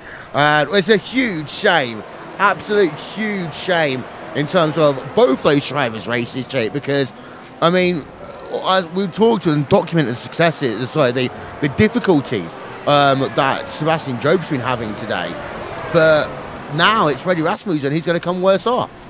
Yeah, and Freddie Rasmussen, you can argue he was fighting hard for that position, and he was, but by the same point, he did come off of that curb, which you naturally do, and Marty Piatella was only ever going to give him racing room and a little bit more. Incidents like that, yes, they do happen, but it's not the sort of incident that is liked. But I have to say that in terms of cause and effect, that incident is a lot more dramatic than what it should be. Gap at the front, though, is down to 1.3 seconds, as Martin Kroenke lost a tenth, if not 2 tenths, on that last lap. Yeah, and Kroenke's been struggling a little bit in traffic, and this is one of the things that anyone who's a long-time viewer of the iRacing World Championship Grand Prix Series will know, and this ties into what we were talking about a couple of moments ago, Johnny, is that these cars are designed to run in clean air. They are fantastic running in clean air, and actually sometimes, you know, it is impossible for them to pass another driver because they are designed and set up to only run in clean air.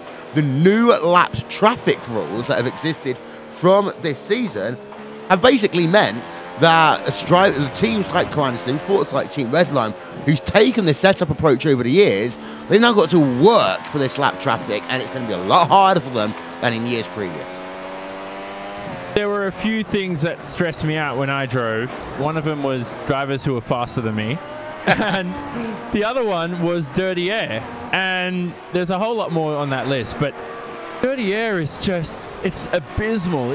You turn into a corner, you look at your watch, and after a few hours, you're finally on the other end of the apex. So I'll tell you what, like, look, it is what it is. You got to deal with it. It's a skill to avoid dirty air, but there is a lot you can do with the setup as well to compensate for the dirty air effect. By the way, Will, I have to say, I did not come into round number 1 this season in 2018 expecting, with only 16 laps to go, out top 3 to be separated by less than 2 seconds.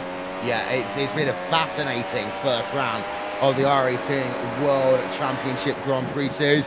Don't forget, of course, you can check out the Sim Racing Observer, find out news, articles, recaps from this race. Will also, of course, be on the iRacing website. And, of course, check out the Simone Racing Report in terms of podcasts and interviews with drivers. I'm sure there's going to be a lot of breaking down of what has happened in what has been a really, really interesting first round of the championship day, because we haven't seen too much overtaking. so to say. We've had overtakes, of course, and there's been enough of it, but it's been a real good thinking race, and I love a good thinking race.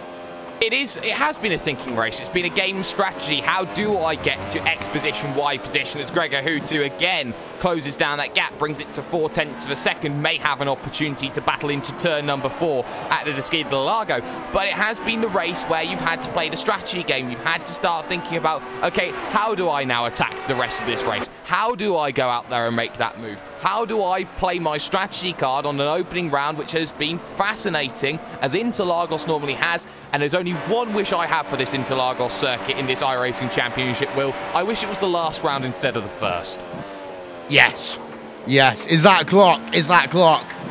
We've got Martin Piatella, Kevin Ellis Jr. I will say one thing. Oh my God, Jamie Fluke then. He's just going to turn around the driver on Martin Piatella. That one got very messy very, very quickly, as I believe Sebastian Joe was involved in that one as well. Replay coming up for you on your screen. A lot of things went wrong, all in very quick succession. So let's have a look first at Sebastian Joe. And did he just get caught up as the drivers? Yes, he did. Oh my word. I don't think I've seen anyone come that close to the barrier at the Curve of the Soul and survive without hitting it. What was it, 2003, the race that Giancarlo Fisichella won? How he managed to do that, I absolutely have no idea. But of course, we've also had a big incident as well then. That was down around, which was that Martin Piatella? Martin Piatella, the number 96 machine involved in that one, Jake. And that all just went very weird, very, very quickly. Well, the gap was open. He was trying to take that alternative line, try and shut down the corner, and Jamie Fluke was left almost with nowhere to go on the inside, had his nose poked in, and, well, I don't think the spotter would have given the call there to Martin Piatella. The contact happened, spread eagle across the circuit he goes, and just like that, Sebastian Joe is a very lucky lad to still be in this race. And once again, another instant where there's not much in it between the two drivers, but very drastic was the consequences of a very small error. Just had to look at that replay again, Johnny, on board Sebastian Joe. And I mean, I seriously do mean it. I mean, what, I think it was 2003, the race that was in the pouring rain, and the entire field crashed down at the Curve of the Soul. That's the closest I've seen anyone get to that tyre barrier without hitting it. Yeah, that 03 race was memorable. Look, I'm not sure if Sebastian practiced that, but it looked smooth, and it looked like he'd done that before somewhere. But just the confidence. Hutu. We need to talk about Gregor Hutu right now, because he is within 0.2 of a second on Mitchell de Jong. This goes back to what you've been saying, Johnny, that every single lap from now on, Gregor Hutu has the ability to close down. He knows he's on fresher tyres, even though it's one lap. One lap does make a huge difference in the context of the race here today. And all of a sudden, Hutu is Predator mode. Yeah, you're right. We talked about that in the ad break, how, you know, when I was a driver, I used to always pit a lap after the rival I was trying to pass, because then for the rest of the race, I'm going to have that extra pace lap after lap. And here we go. Hutu's reeled in Mitchell de Jong. We don't know if Kroenke's saving tires or if he's just struggling in this final stint, but man, this race is on. Let's go. This is 3 of the best drivers on this grid in your top 3 positions. You could not write a script, and I'm not trying to sound cliched. I hate saying this, but this is as perfect a script as it can get. Yeah, I completely agree. And of course, how fitting would it be there, Jake, if Gregor Hutu does even find a way past Mitchell de Jong, but cannot get it. Here he is down to the inside. Here comes Gregor Hutu. Oh my word, that was a close one there. Hutu, twitchy, turn number 1. I don't know the last time I've seen Gregor Hutu make a pass that bold, or an attempt at a pass that bold, but I tell you what, I'm going to give huge props to Gregor Hutu for that one, because it was bold, it was crazy, but that's a Gregor Hutu I want to see. That was a driver caught in between two minds, because he saw that Mitchell de Jong was slowing up on the straight. He wasn't using the ERS. The red light on the back of his rear diffuser was flashing. So that was the idea, that Mitchell de Jong was now slowing down. Hutu wanted to take advantage of that. He was maybe a little bit too far back, down to the inside. He was putting his vehicle inside, and then suddenly Mitchell de Jong started shutting the door on him. Gregor Hutu nowhere to go, had to back out of it, had to go sideways, and Gregor Hutu survives for another day. away, but at what cost to the chance for the race victory? Because Martin Kroenke will be reveling in the mirrors that Mitchell de Jong and Gregor Houtu are having an almighty fisticuffs. Yeah, and I was going to say, I mean, how ironic is it going to be that Gregor Houtu is going to come home if he did come home in second place, when Martin Kroenke takes away one of the things that has symbolised Gregor Houtu for so many years in the iRacing World Championship Grand Prix Series. And we got to say, at this point, we are looking at 3 of the top 5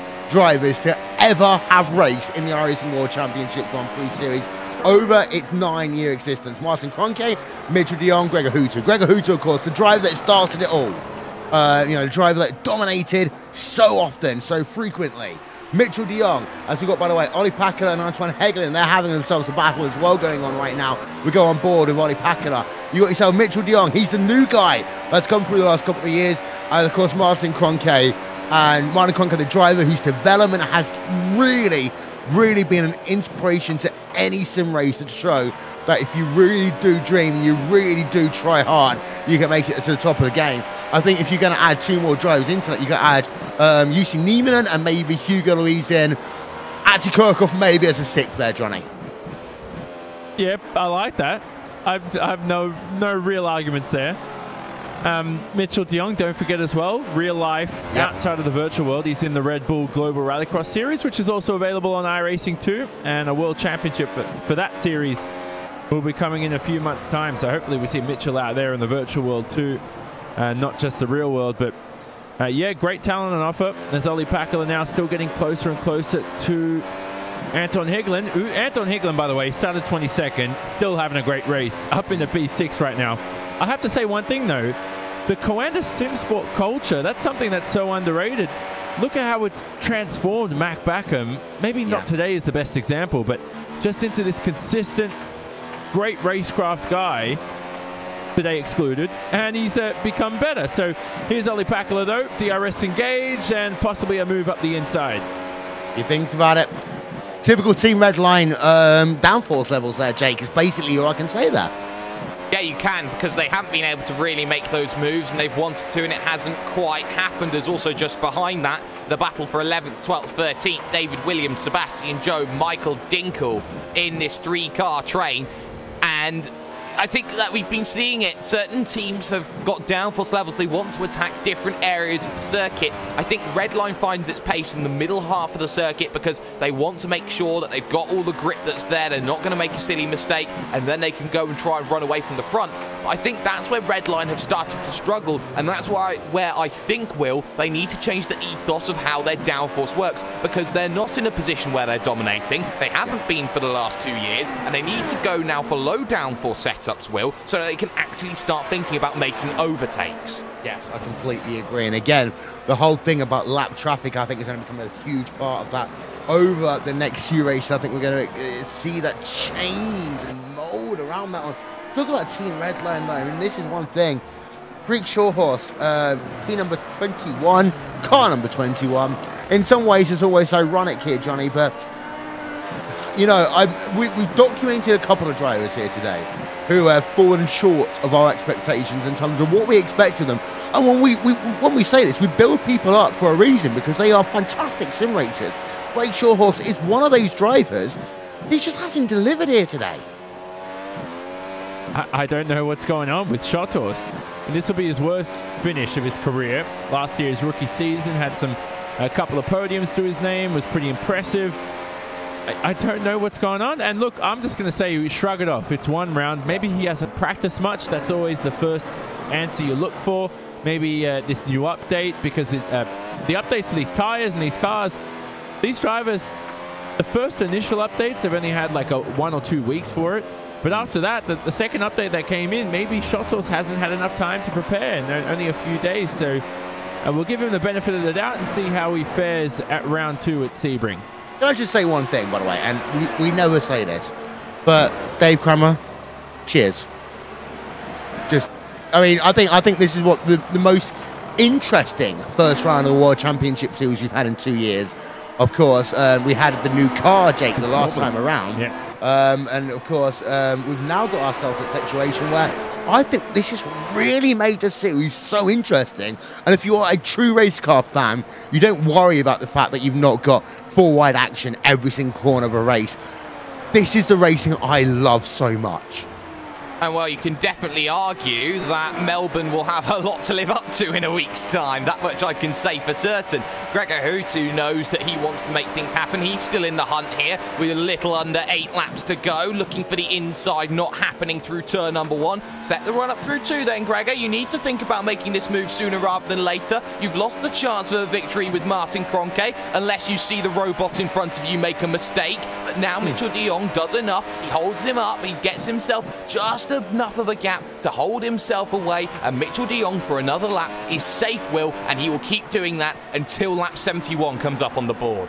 Yes, indeed, and we are closing down the laps here today. 8 to go in round number 1 of the iRacing World Championship Grand Prix Series.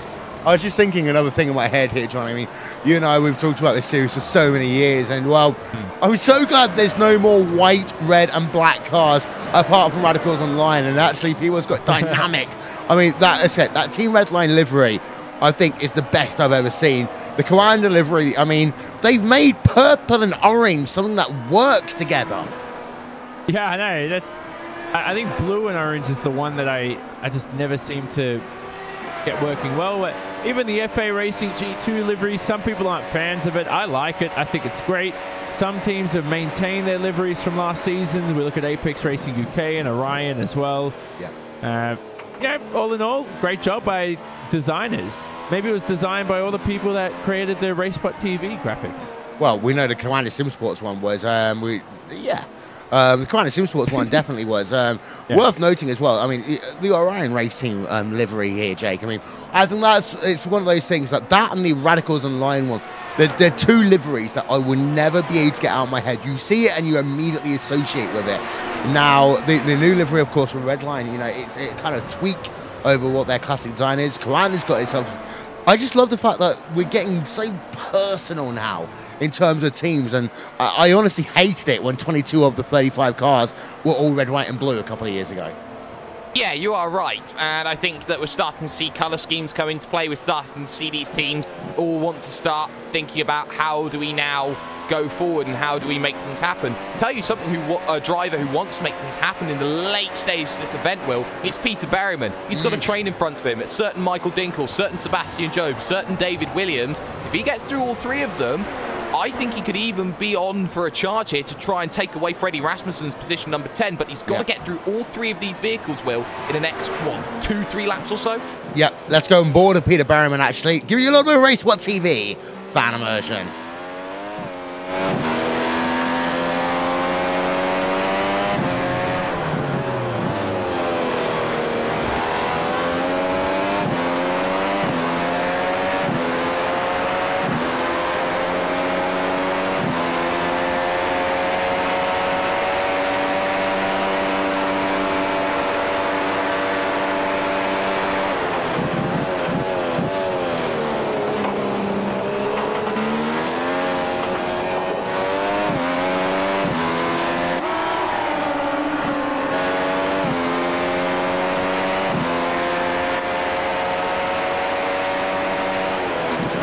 Well, he's got 1.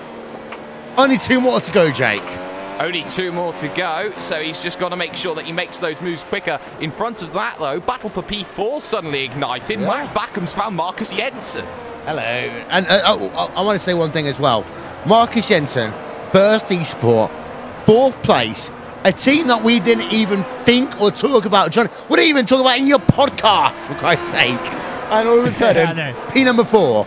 I mean, let's give Marcus Jensen a huge amount of credit here. Are you surprised, though, No. with this performance from Jensen? No.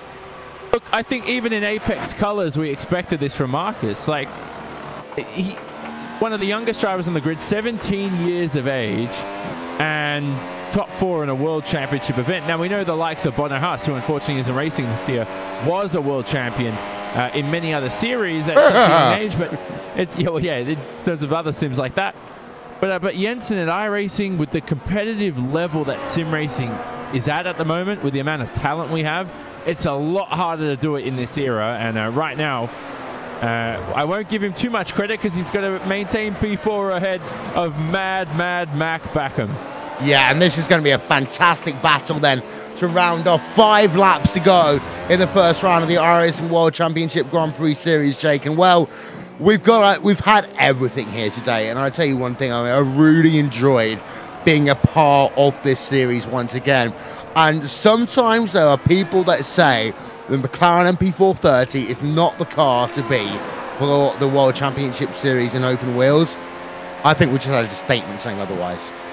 Yeah, I think anybody who wants to say that IndyCar needs to be the top championship is wrong, and very blatantly wrong, as you see Mac Backham again close that gap down to 0.2 of a second in towards turn number 1.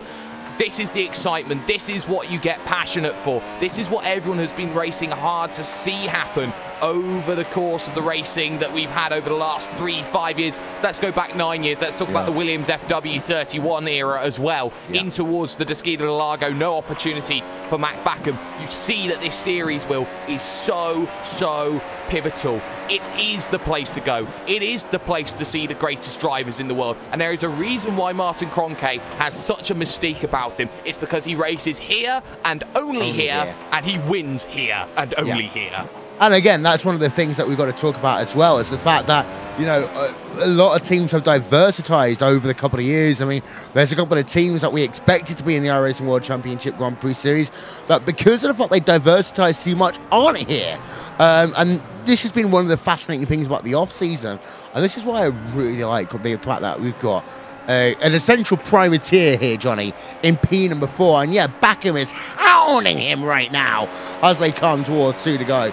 But this is great. As here comes Backham, he's looking down to the inside. Here we go then, Matt Backham. Hello, welcome to P number 4. Can he make the move stick? Yes, he can. Yeah, nice move from Backham. He actually engaged DRS twice there.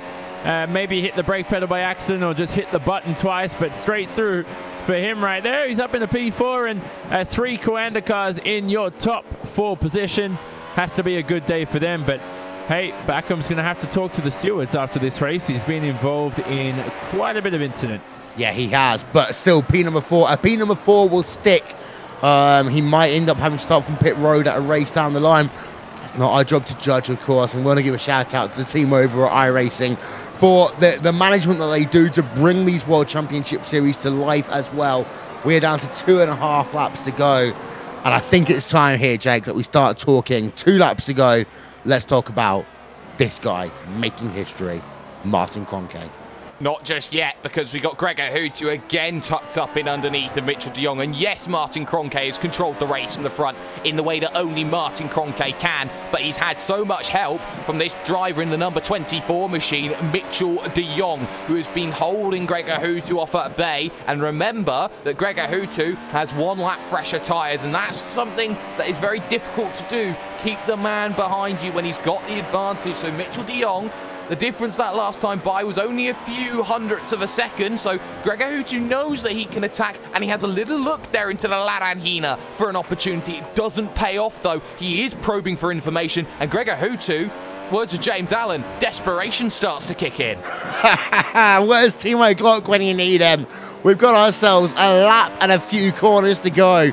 Through Mugello they come then.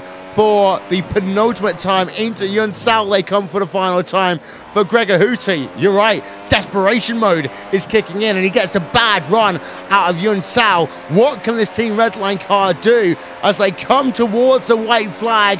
1 more lap in round number 1 of the iRacing World Championship Grand Prix Series. Here comes Hutu down to the inside, and he does it again. He pushes wide. De Jong versus Hutu, and while they're going ding-dong at it right now, and De Jong's going to lose out as a consequence. Replay coming up from our aerial coverage, because that was mighty close. But yeah, it is going to be Hutu now, who is up into P number 2. There they are, side by side, into the center S. They make contact there through turn number 1. They almost make contact again. They do make contact into turn number 2, into the curve of the soul. Well, it's a bit of game over there for Mitchell de Jong. I guarantee he is going to be unhappy about that. And how fitting is it that Gregor Hutu is going to be in 2nd place as we turn our attention over to Martin Kroenke. We barely talked about him over the last 30 laps here in the first round of the World Championship Grand Prix Series, but he's basically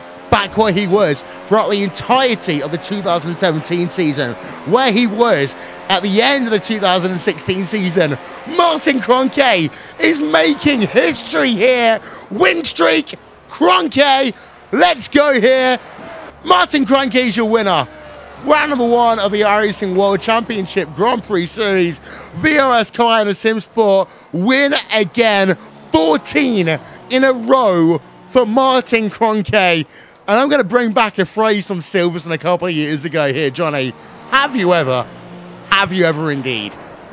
No, what a race. What a finish to the first round of 2018. I can't believe he's actually done it. He's tied Gregor Hutu's record of 14 race wins, as Will said, and continuing possibly into future rounds. But to see how close the competition came with Hutu and de Jong behind, only 5 seconds behind our world champion, our two-time champion, Martin Kroenke, in the end, it was a thrilling race.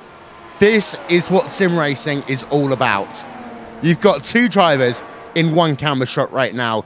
Possibly the 2 greatest drivers ever in the history of open wheel racing in sim racing. You've got Gregor Hutu, who has for so many years been that dominant driver, all the way from Grand Prix Legends, all the way through iRacing, the iRacing World Championship Grand Prix Series.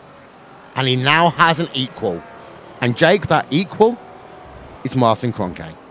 And we've been seeing it for such a while, how Martin Kroenke is the equal, but that's only in 1 category you judge. There are more categories that you can give to Martin Kroenke that he needs to chase down. For example, most amount of career race victories needs to be closed down in. You talk about, for example, the likes of actually beating Gregor Hutu's record of consecutive victories. And there's the small matter of fact of he's still got to win 3 more iRacing championships, Will. So you look at Martin Kroenke, he's far from done yet, and he knows that he is far from done right now. And I will say something. His 100% record, for instance, that's a 0x race here today. And you know what? That's the sort of stuff that makes a true champion a champion. 14 race wins in a row for Martin Kroenke. Note the date, the 17th of March, 2018, when the record was matched. And we've now set it up for round number 2 of the championship, because records now can be beaten. Let's have a look at your final race results then from the first round of the iRacing World Championship Grand Prix Series. And Martin Kroenke winning by 5.2 seconds at the end. He did a Martin Kroenke. He pulled out at the end. I mean, release the Kroenke.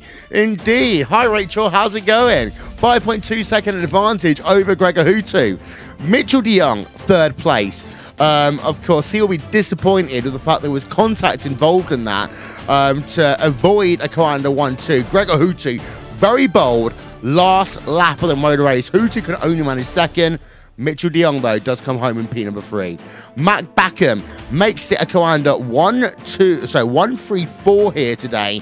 Marcus Jensen, he's just had an amazing drive coming home in P number 5. Then you've got yourself Jamie Fluke in P number 6. Antoine Heglin deserves so much credit here today. He comes home in P number 7. Ollie Pakula in 8th place. Kevin Ellis Jr. He has been racing with illness here today. Started 7th, come home in 9th. Great job still by him. And Freddie Rasmussen then coming in P number 10. We, of course, saw the incident with him earlier on. We go back, and there are positions 11 through 20. You've got Peter Berriman, David Williams, Michael Dinkel, Martin Piatella, and Tommy Oscar that rounds out your top 15. We're going to take a quick break. We'll be back with more after this.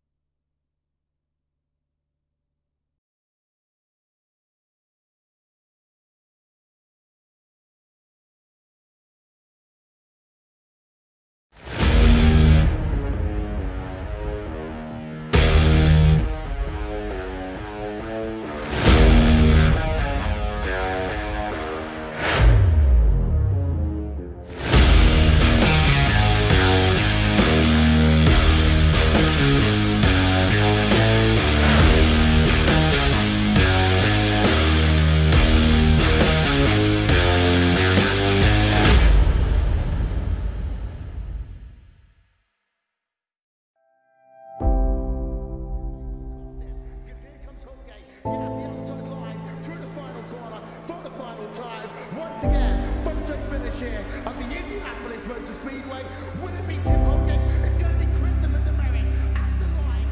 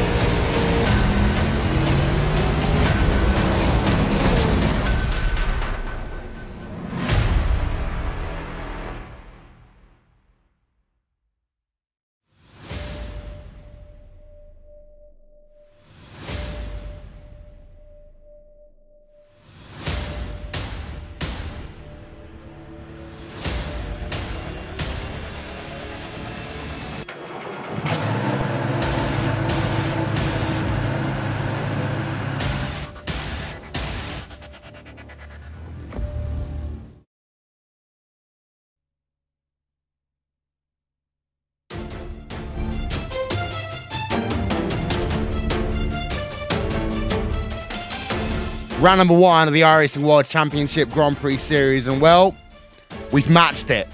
Since 2010, it had been Gregor Hutu who had the most number of wins in a row at 14. Today, we've got 2 people from that club. Martin Kroenke, he gets himself into one of the most illustrious clubs in history. 14 race wins in a row. Martin Kroenke, congratulations. Oh, hello. Thank you very much. I mean, we're hyped right now. I mean, I think this is one of these things that you only get the chance to do so often as a broadcaster, to congratulate someone for winning 14 rounds of a the top level open wheel series in the world. What's going through your head right now?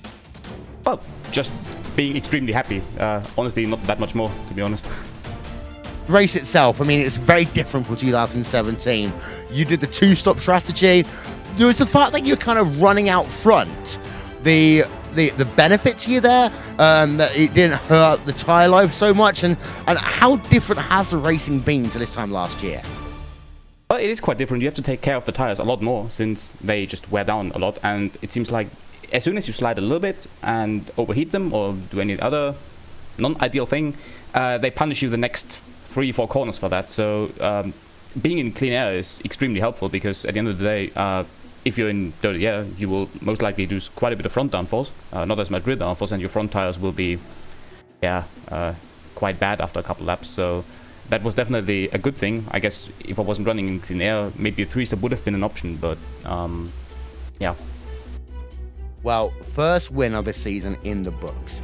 Of course, 2018, you've now matched the record. I mean, we were talking about this at the start of the broadcast, that one of the biggest aims for you for this year is to have the 0 ink races. Which is more important to you, the 0 ink races or 15 in a row? Well, a win is always worth more than having a 0 incident race, so going for the win still. Yep. So next time out, can you make it 15 in a row? Can you get the record? Well, ask me in 2 weeks. I don't know. We'll see.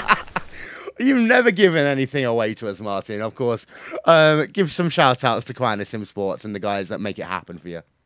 Yeah, well, first of all, I want to thank all my teammates, especially the spotters that have been doing an amazing job today. Then also a huge thanks to our sponsors. First of all, to Virtual Racing School, to Huizinveld, to N1 Design, SimQuip, to Joel Real Timing, and also a good thank you to you guys for providing a good broadcast. Well, thank you very much. And Martin Kroenke coming home with a race victory here today. And I want to talk about this a little bit, Johnny. As I say, as a broadcaster, as a commentator, it's not very often we get to talk about 14 in a row. We don't get to talk about records like this.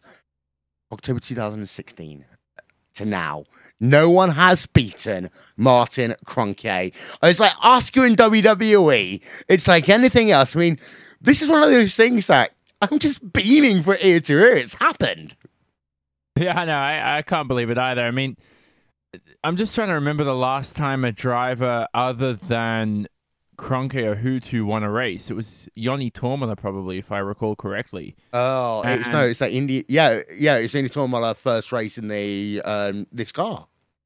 Yeah. Oh, and not only that, but then he won at Road America 2016, and then I think that was the last time someone other than the two big champions ended up winning a race. Is that? I mean, Mitchell was 2015, I think, his last win. I might be slapped across the face if I'm wrong with that, but that is incredible, and it goes to show that it's just like the sheer dominance, the sheer focus that these guys have, and I think that's what sets these guys apart from everybody else, because when you study their telemetry and all that, it's something that's not really visual that you see in terms of how quick they are. It's just how they're able to string together lap after lap so consistently and so quick. It's just incredible. So, look, anyway, enough talking good about them. We're probably going to do that for the rest of the season with Kroenke now heading on to it and the 27 race win streak or whatever he could get up to. Yeah, we're gonna continue to talk about this and the streak. But first of all, we've got Jake Speyer. He stood by with Gregor Huti. Gregor, a very difficult race in some respects, but a fantastic recovery drive in some others. But I want to just give it to you first and foremost. What a fantastic scrap you had with Mitchell de Jong coming to the end. Yeah, was a really fun race. I think the different strategies and stuff really spiced up the race. So yeah, was kind of fun to race for a change instead of doing those long stints, one-stop races all the time. So yeah, definitely enjoyed it. Let's go back to the start of the event, because something very striking happened off the line. It's the fact that Red Line bogged down, and we also saw a bit of FA Racing G2 bogged down off the start as well. What do you have to explain for yourself in terms of the bad start today? Just have to do a better job at it, I guess. I was expecting to get a better start, actually, so was a bit disappointed to lose a couple of spots again. So, and yeah, then got stuck in that famous DRS train again, so that kind of cost me the race, I guess.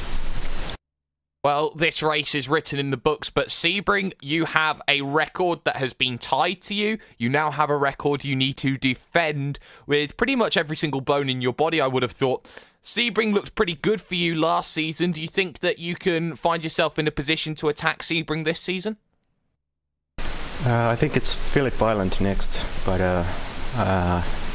yeah, not sure. It's only 2 weeks between the races, so yeah, it's gonna be tricky to prepare and get everything out of the car. But at least on race pace, we looked pretty good here. So yeah, hoping to go one step higher on the podium in the next race.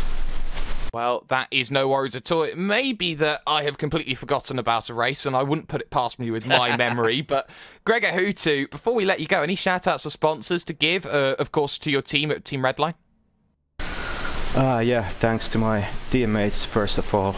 We did a pretty good preparation for this race, so hopefully we can keep it up for the remainder of the season, throughout the summer especially. I know that's going to be tough, but yeah, let's see. And as always, thanks to Fanatec, SimLab, and Feel as well. So yeah, thanks to all those guys.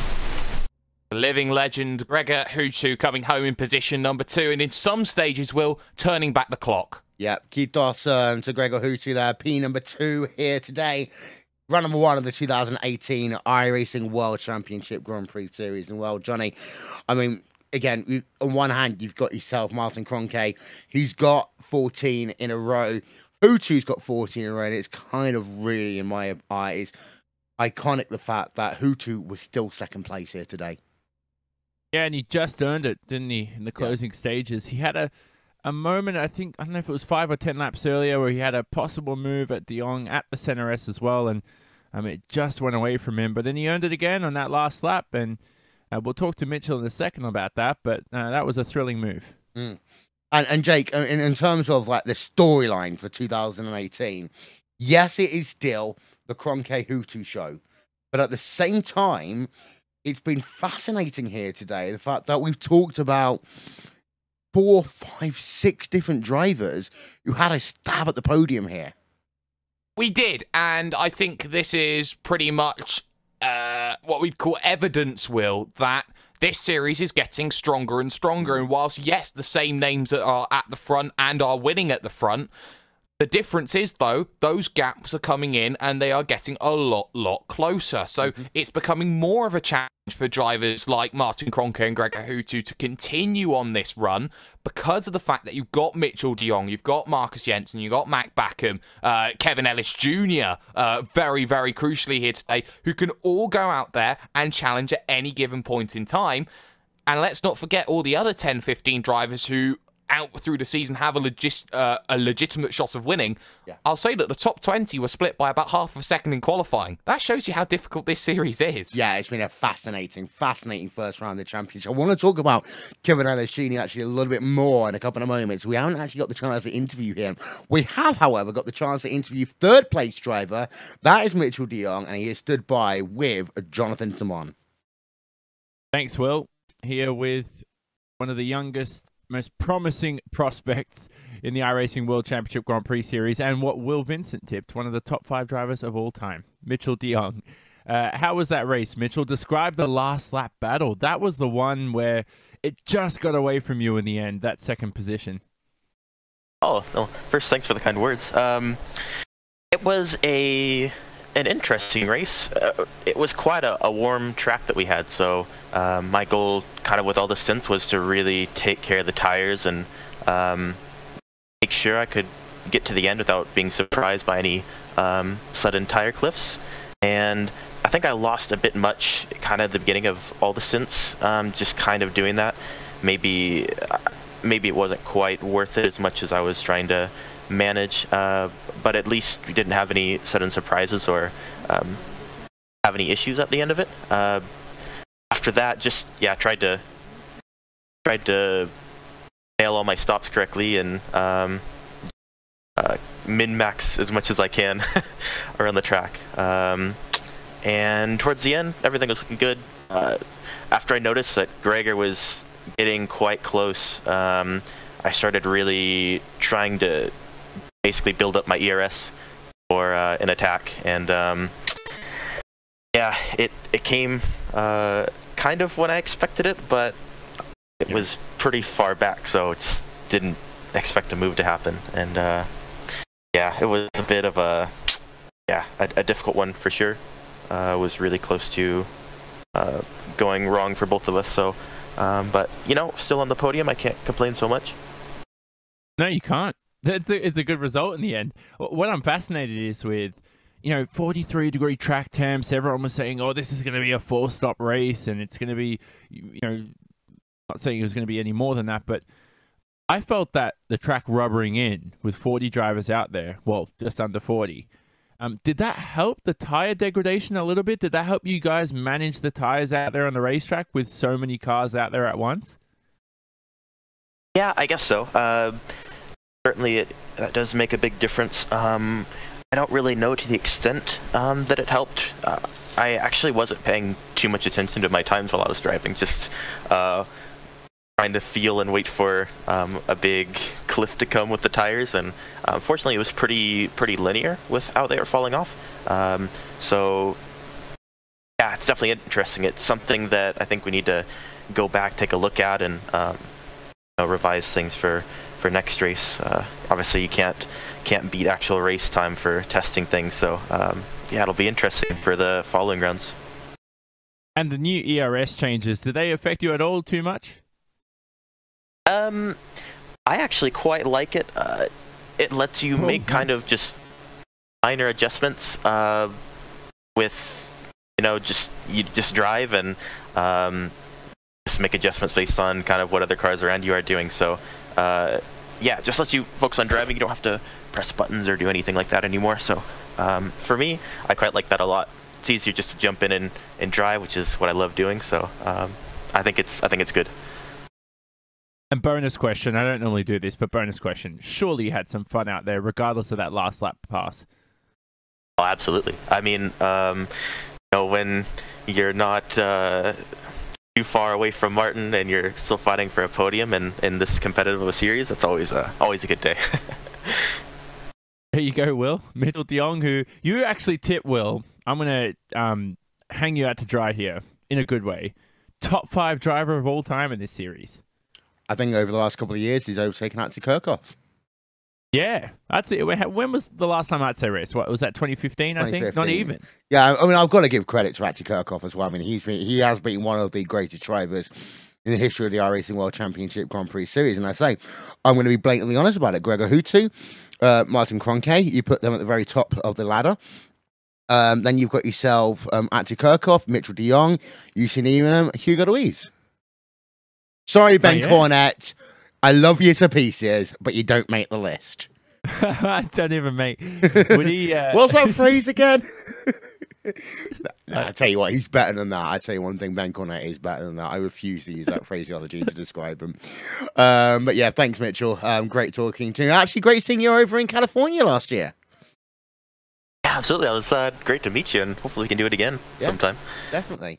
Caught to catch up with Mitchell de Jong in a nice long endurance kart race in Fontana a couple of months ago. And well, and Jake, this is one of the things we're going to be writing about in 2018, of course, you know, the people that make it to the top of the mountain. And it's really interesting to note, for example, that, you know, you talk about the likes of Hugo Luis, and he knew when it was his time to stop. And I'm wondering, that whole thing, you know, did Bono House just realize it was just the World Championship Series was not for him at all, 2018? I know he's had issues with his McLaren.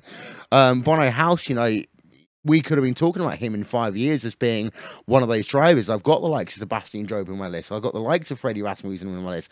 I've got the likes of Rogers in my list, for example, people who I think that over the next 5 years are going to be the best sim racers on open wheel racing in the world. I think with Bono House, and I had an opportunity to talk with him just a few days before the start of the season, and Bono House did not want to attack this MP4-30 if he didn't have 100% confidence that could do so. And I'm not sure that Bono House did. So he's decided to step back for this season. He has no effort in VRS GT, and he has said very explicitly to me, my goal for this season is to attack the hybrids, the LMP1s. He wants to attack the Audi and Porsche. I think that we're going to see Redline now on the World Tour events really look to try and make a presence. And I think that for Bono House's initiative, I think he wants to go out there and win World Tour events. I think that his biggest challenge for this year, and what I think the challenge will be for Redline this year, can they go out there and win the Le Mans 24 hours? Yeah, I'll tell you what, it's going to be fascinating because I'm sure there's a couple of people over at Koana Sim Sports, at Inex Racing, at FAG2 Racing, and Apex Racing, and Radicals Online who are all trying to say exactly the same thing. Want to give a shout out, of course, to Radicals Online, where I had the opportunity. They had a miserable day here today, of course, but they did win the iRacing 12 Hours of Sebring a week ago. So I know that things didn't go the way to plan, so to say, but we've got to give credit where credit's due. Congratulations to Radicals Online for that one. We've got Matt Backham here, coming home in P number 4 here today. And Mac, well, you've had an interesting race, haven't you? Yeah, interesting is an understatement, I think. It was really tense. Yeah, all the way through pretty much up until lap 70. Yeah, lots of things happening around me. In retrospect, in hindsight, are you worried about any potential repercussions for anything that's happened on track today? Not really. I mean, what happened, what happened. Not really anything I can do about it anymore. I sent Ollie a message, but I don't know. We didn't really get a contact. I haven't looked back at it that much, but yeah, I have to look back at it later. And let's just talk about the race itself here today. It seemed to be, especially where you were running, is that as the tyres wore down, people were starting to just outbrake and almost unintentionally run into the back of other drivers. How hard was it for tyre management here today, and how hard is it running in close proximity to others? Yeah, well, it was super difficult. Especially in the dirty air, you don't really notice it that much because you get a bit of understeer, and then once you get past someone and you have clean air, the car starts snapping a little bit. So that was, I think, the most difficult part of the race. But in the last stint, the car felt really good. I never had any issues. I think that was just down to the track being so rubbered in. Yeah, and in terms of moving on, lessons learned, of course, the tyres, as I say, have been a big thing here today. What can you take away from Interlagos that you put into the next round of the championship at Phillip Island? Well, I'm just really glad I finished P4. I really would have liked to be in the podium, but I don't know if that was reasonable today, looking at how quick the top 3 was. But yeah, and I definitely need to do something about my qualifying pace. I think that's definitely what hurt me the most, starting in P9. So that's what I have to improve. Matt Backham, he came home today in P number 4, and well, this is the Matt Backham, you know, Jake, you know there's 1 or 2 drivers, and we're not going to name them, who have an element of we love seeing them race, but at the same time, we know that they are going to occasionally get into incidents. You know who I'm thinking about? We're not going to say it on air. Mac, he's one of those drivers. We love what he does in the World Championship Series. And just sometimes, you know, I think he gets a bad rep in terms of kind of like the 50-50 incidents that we normally put to one side, and everyone goes back to the Matt Backham of 2012, 2013. Yes, and I think it's very reminiscent of another Dutchman who we may or may not be able to name. But I think that with Mac, he's had 3 very high-profile incidents over the last 5 races or so. You talk about the incident he's had at Indianapolis, you talk about the incident he had at Suzuka, and you talk about the incident that he's had, and you think about the incident that he's had today here at Interlagos. And some drivers do have themselves an ability to get into incidents more than others. For example, you can talk about maybe Fabrice Cornelis at Vendaval is certainly another one of those drivers who does from time to time get involved in an incident here and there. It's about a certain style of driver. If you're willing to race that close to other drivers, you have to be prepared to bite back. And I think that certain drivers understand the consequences, and I think that certain other drivers don't. And I think Mac Backham understands that. But I think that he does take it with a pinch of salt, and he does move out there, and actually he puts himself in a situation where he knows what he expects, and he goes for those moves that sometimes are 50-50 and sometimes even 30-70. Yeah. Yeah, one thing that's pretty underrated about that is, like, I don't know, as a driver, he's been put into a culture at Coanda where he's just learnt so much. When he went into that team, I don't know if it's changed, but when he went into that team, he was never known as the setup guru, the guy who's able to be so technical with the car. Probably still the same. But the point is that when you're around drivers like that, I notice you sort of steer into the same sort of the same sort of areas as them. You know, when I've hung around very consistent drivers who practice race pace for 2 weeks before a race, I do the same, and I get better in terms of long run pace. Then when I'm around a bunch of hot lappers, well, you can see why I finished P35 in the season standings. You know, it's a very easy to see this in terms of culture, and I think that Coanda culture right now is you know, is as good as any other team out there, and I think that's what's really helped Mac the most in terms of really just cleaning that diamond in the rough that he was. Yeah, I completely agree. Completely agree. I don't often give out Driver of the Day awards. I'm going to do so today. Marcus Jensen, P number 5. What a drive. Well done. Fantastic run. Talk us through it. I've made him speechless. Come on, Marcus. You can talk to us. Thanks. Yeah, it was a fairly good race. Quite interesting. If the first stint was quite good, but in the second stint, my tires were just absolutely terrible, and I just lost so much time. Yeah, but the third stint was okay.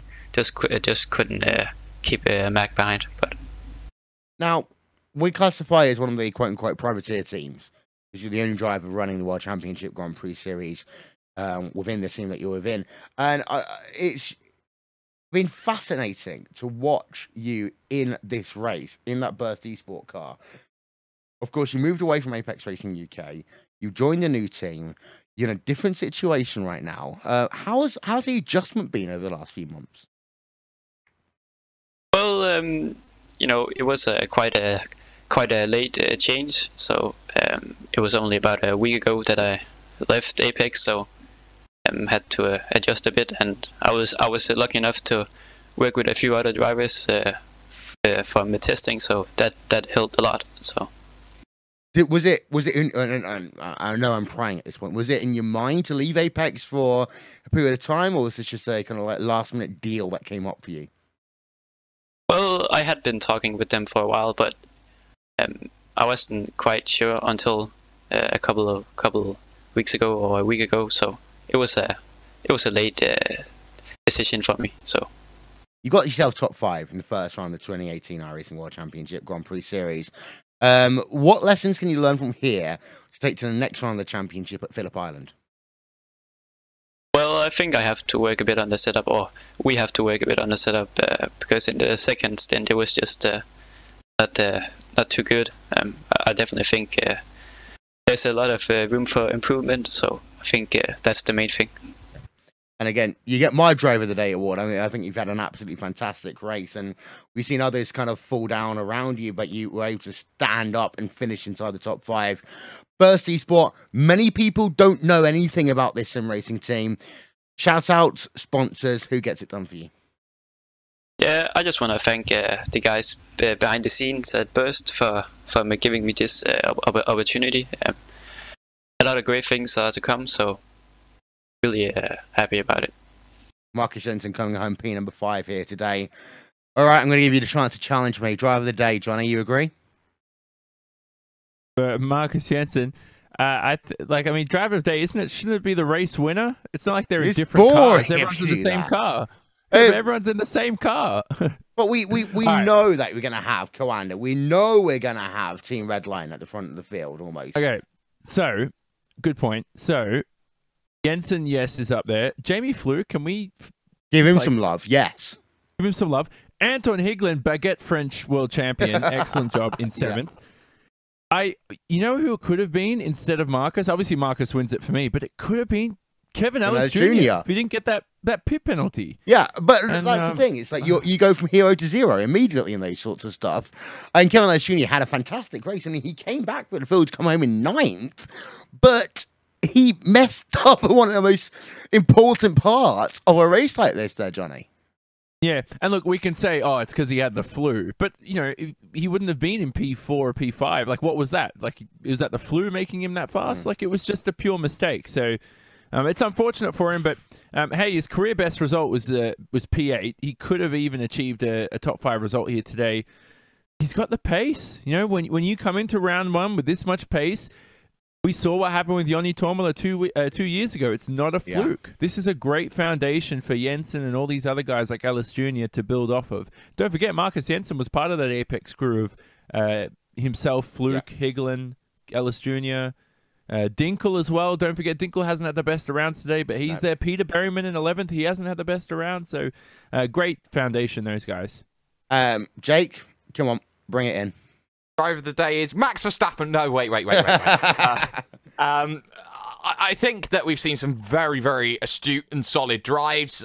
You could put Fredrik Rasmussen up there, the way that he drove through the field, but of course he had that incident.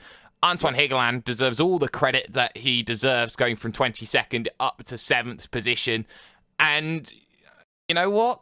I'm going to go for a real sleeper agent of drivers who maybe had an underrated drive that impressed. Davide Korps went plus 13 positions in this event. Yes, it wasn't a drive that we saw anything of, but he was up there. He did very well. But my driver of the day would be Antoine Higeland. Yeah, and we've got to give credit to Antoine. I say he had some fantastic drive here today.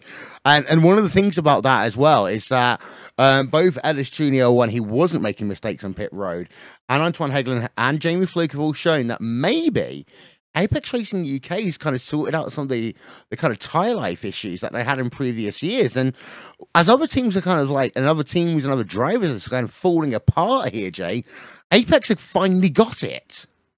I think Apex are there. I think they've got some strength now, and the way that they need to push forward with the likes of Fluke, the likes of Higeland, the likes of Berryman, they now have to start going out there and being aggressive and starting to get these positions. Kevin Ellis Jr., for example, was up there fighting for that top 5, as we've talked about all throughout the proceedings that we've seen today. I think that what we're seeing from Apex is now where they should have been maybe 2 years ago. Now they've got to start looking, okay, can we consistently challenge now the Coanders and the Red Lines? Now can we start thinking about podiums? Yes. Now can we start thinking about victories? Not yet, I don't think. Yeah, I want to bring actually Connery Maddock into this conversation as well, because he's been working furiously hard on social media all day long. I actually want to talk about one of the drivers who, you blew it, Connery, Marta Piatella, and I often use Marta Piatella as the kind of stick ranking in terms of, you know, understanding how well some of these teams have gone, because Piatella is one of those consistent top 10 drivers for Coanda Sim Sports. He came home P14 here today, and I think that's a very interesting measuring stick over the fact that a lot of drivers and a lot of teams here today have stepped it up for the first round of the 2018 World Championship Grand Prix Series. And yeah, exactly. And, you know, as you said, you use Marty Piatella as a measuring stick. But the thing is, he hasn't really had the greatest of races today. Even though he did manage to come home in a relatively decent position, it still just didn't really go all his way. You had that spin near the end of the race with Jamie Fluke as well, tagging him from behind in the Curva del Sol. So when all is said and done, Piatella has actually had a decent race today, considering. yeah, he has. But there's one thing. There's the kind of quote-unquote elephant in the room that we've not talked about yet, Jake. FAG2 Racing. They're going to classify this as a bad day, quite simply. They are, and I think Danny Engels will have to have a look at his two boys who have made their efforts. They've seen Sebastian Job. They've claimed technical issues, so give them benefit of the doubt with Sebastian Job. But ultimately, this is a team that had two contrasting qualifying performances and two contrasting race performances as well. They've got to work out now how they get both of those drivers to have the good parts of the event instead of the absolutely nightmarishly bad parts of the event that FA Racing G2 have had. It looks more of a Fernando Alonso of the last 3 years than it did maybe the Fernando Alonso of 2004, 2006. Drink. And Johnny, one other team as well who had a really bad day. Radicals Online. They had most of their drivers out within the first lap of the motor race. And again, Radicals, let's be honest, they won two of the big World Tour events in 2018, Daytona and Sebring. However, the World Championship Grand Prix Series, luck wasn't on their side, but performance wasn't on their side either. No, and I bumped into Rob Cuss, their team manager, before the race, and he's like, yeah, you know, I'll see how I feel after the race. I'll tell you what, do not speak to Rob Cuss after this race. Yeah, wasn't nothing went well for Radicals that time round. Good news is, on the bright side, they did manage to get Michael Partington. For those that don't know, with Bono Haas not racing this season, unfortunately, we just missed out on a top 5 driver. Michael Partington was able to get a license. He was ranked 11th in the Pro Series. Not only that, but he actually left ERT after he got the license and moved to Radicals Online. And so that's a new addition to that team, and just what they need. Will you know, another driver out there, and he's not young, but he's got, you know, a lot of potential. He's smart. He's getting better every single day. So let's see where the sky's the limit for Michael Partington. But Will, as much as it's don't talk to Rob Cuss, after that move, don't talk to Brenton O'Brien. Yes, yeah. I completely agree on that one as well. And I know Brenton's not a happy chappy right now. We never talk about the Orion Race Team, Jake, and the Orion Race Team had an Orion Race Team race, shall we say. They did. They were very quiet, and I don't think that, aside from the opening stages, they really made quite an impression here today. Yalvaz should have been up there scrappy, and his race pace just dropped him back. Davide Corps had a very strong showing, getting up to 19th. But aside from that, Dion Verges didn't really offer much. And you look at Ilka Harpla out on the opening laps. I don't think this is a performance that Orion will be too happy with. This is not the performance that gets you recognised, I don't think, if you can't put a driver inside of the top 19 positions. So I think that Orion need to go back to the drawing board. They've got a lot of work to do. They've got a lot of positions that they need to gain. The qualifying effort was good. Don't get me wrong. I think that João Vaz did a fantastic job of things. But I think that their race pace seriously needs to have a second look at, and they have to start investing in their team, Will. This is what you said on the podcasts. I agree. And it seems to be they are slipping backwards, and that's a worry for them. That's all we got time for, ladies and gentlemen. Round number 1 of the 2018 iRacing World Championship Grand Prix Series is in the books. Don't forget, you can catch all the highlights on YouTube, on Twitch TV, and on Facebook Live from the iRacing World Championship Grand Prix Series. Also, don't forget, Sim Racing Observer.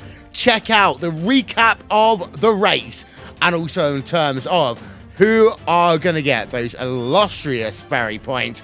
You can also check out, of course, the Simon Racing Report, talking to the teams, the drivers from the iRacing World Championship Grand Prix Series. In 2 weeks' time, we head ourselves over to Phillip Island. My God, it's a fast racetrack. It's one of my favourite racetracks to go to, and it's going to be very interesting because now we've got history on the line. We've got ourselves Hutu and Kroenke. They've both won 14 in a row previously. Kroenke now has a chance to make it 15 in a row. Shout out, it's about our trackcam22.com. Andreas Werner and One Design for overlay design, overlay animation. Simon Grossman, Aption.in, Nick Thiston, Racebot TV live timing. Johnny Simone, Jake Sperry, Connery Maddock on social media. I'm Will Vincent. We'll see you in 2 weeks at Phillip Island. Thank you so much for watching. History has been matched.